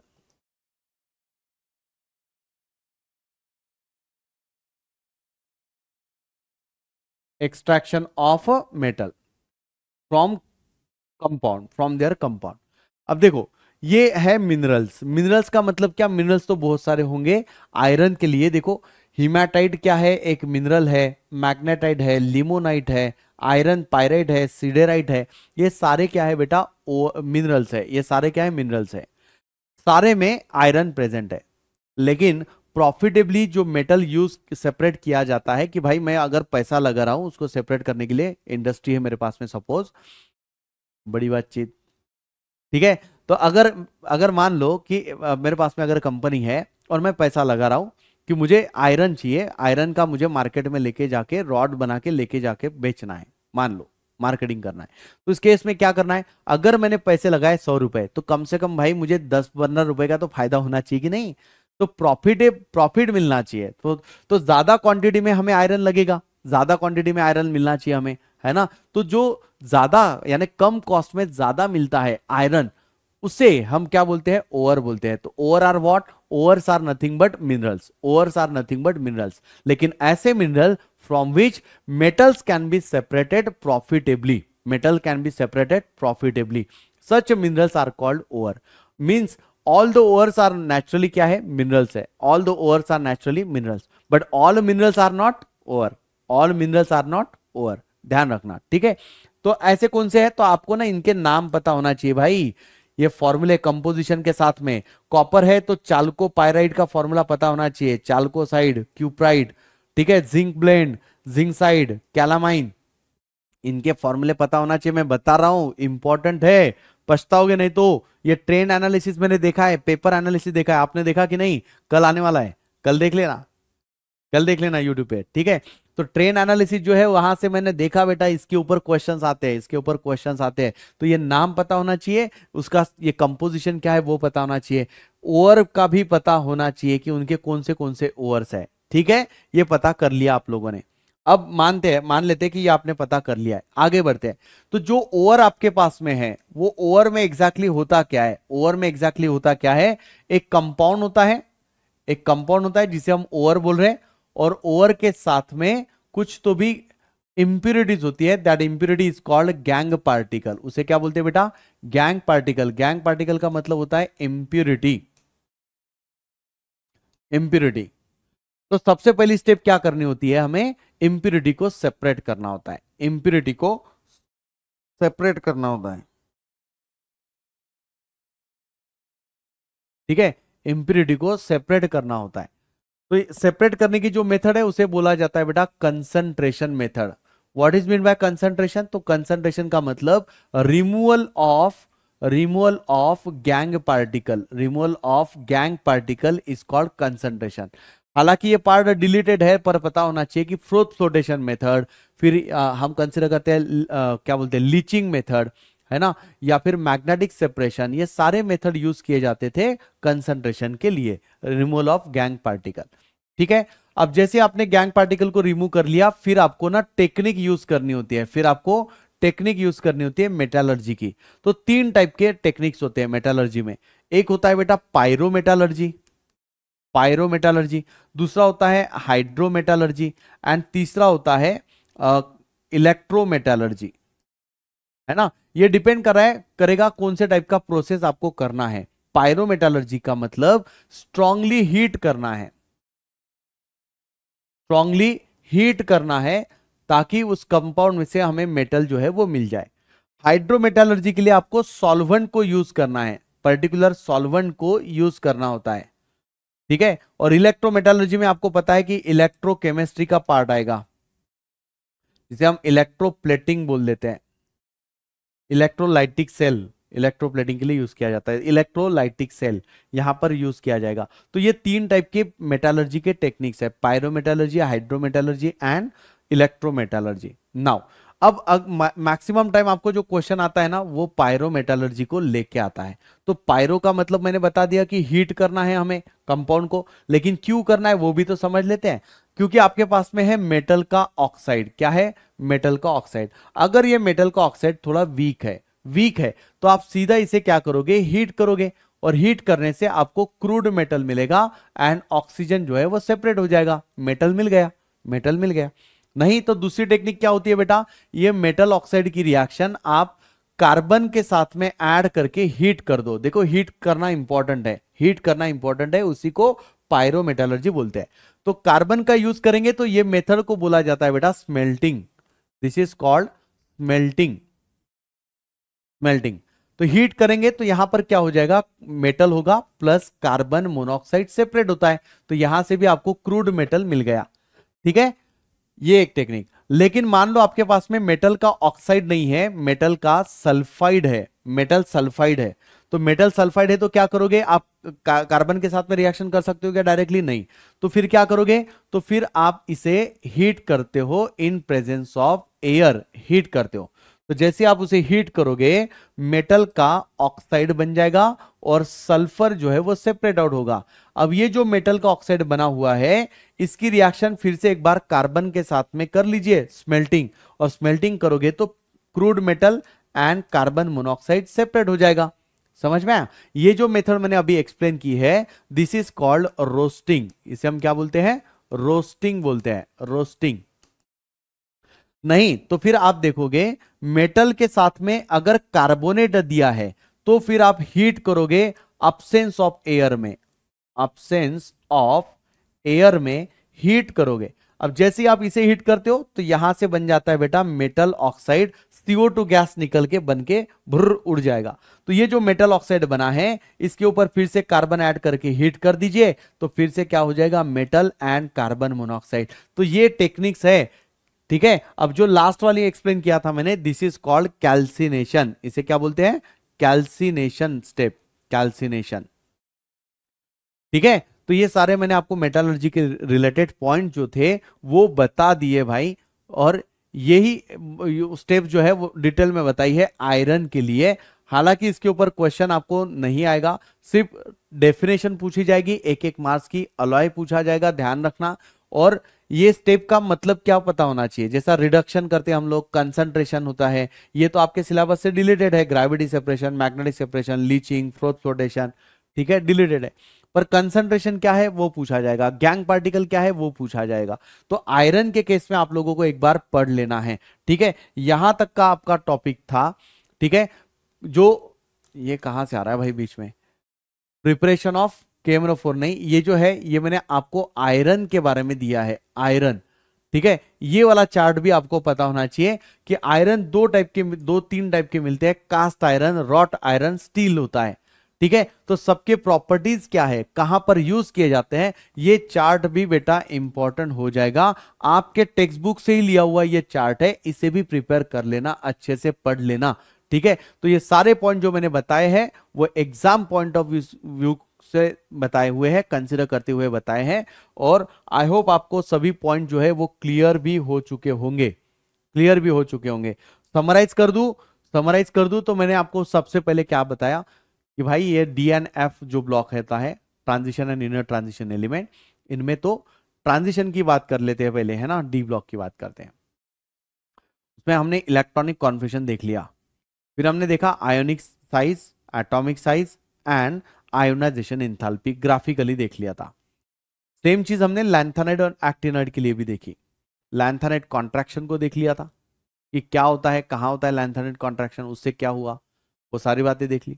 उसके बाद में मैंने आप लोगों को बोला कि ऑक्सीडेशन स्टेट कैसे लिखते हैं, इलेक्ट्रॉनिक कॉन्फिगरेशन से हमें करना पड़ेगा। ऑक्सीडेशन स्टेट इलेक्ट्रॉनिक कॉन्फिगरेशन से नंबर ऑफ वैलेंस इलेक्ट्रॉन पता चलेंगे, उसके बेसिस पे ऑक्सीडेशन स्टेट यानी नंबर ऑफ इलेक्ट्रॉन रिमूव किए जा सकते हैं। हाईएस्ट कितना होगा according to valence electron, maximum कौन शो करता है पूरे पीरियोडिक टेबल से, ऑस्मियम। डी ब्लॉक में से फर्स्ट ट्रांजिशन सीरीज में से मैंगनीज करेगा +7 ऑक्सीडेशन स्टेट, ठीक है। ये पॉइंट हम लोगों ने देख लिया।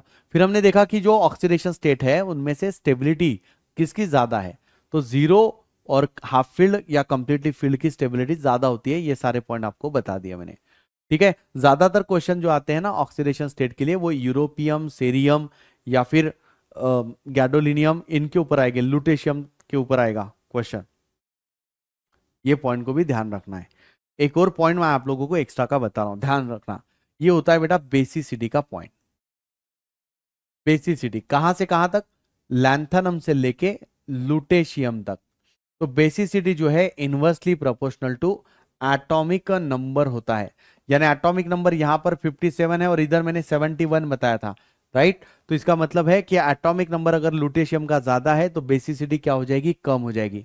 बेसिसिटी के लिए एक जनरल फॉर्मूला जो होता है वो होता है लैंथनम हाइड्रोक्साइड, ठीक है, LaOH/3। ये क्या होता है बेटा, स्ट्रॉन्ग बेस होता है, स्ट्रॉन्ग बेस होता है। जबकि लुटेशियम हाइड्रोक्साइड की बात करें, लुटेशियम हाइड्रोक्साइड, तो ये वीकेस्ट हो जाएगा, है ना। इस केस में ये वीकेस्ट बेस हो जाएगा, वीकेस्ट हो जाएगा बेस, क्योंकि एटॉमिक नंबर उसका ज्यादा है। बेसिसिटी क्या मानेंगे हम लोग, कम मानेंगे। एकदम शॉर्टकट तरीके से मैंने आप लोगों को ये पॉइंट बता दिया है, ठीक है। और कुछ और भी क्वेश्चंस होंगे आपके दिमाग में, तो जब मैं लाइव आऊंगा बीच में तब पूछ लेना, आप लोगों के डाउट जो है वो बता दूंगा। अभी जितने पॉइंट्स मैंने आपको कवर करके दिए हैं, जितना टॉपिक मैंने आप लोगों को बताया है, अच्छे से प्रिपेयर करना, ठीक है। नेक्स्ट जब तक हम लोग नहीं मिलते नेक्स्ट वीडियो तक, तब तक हैप्पी लर्निंग।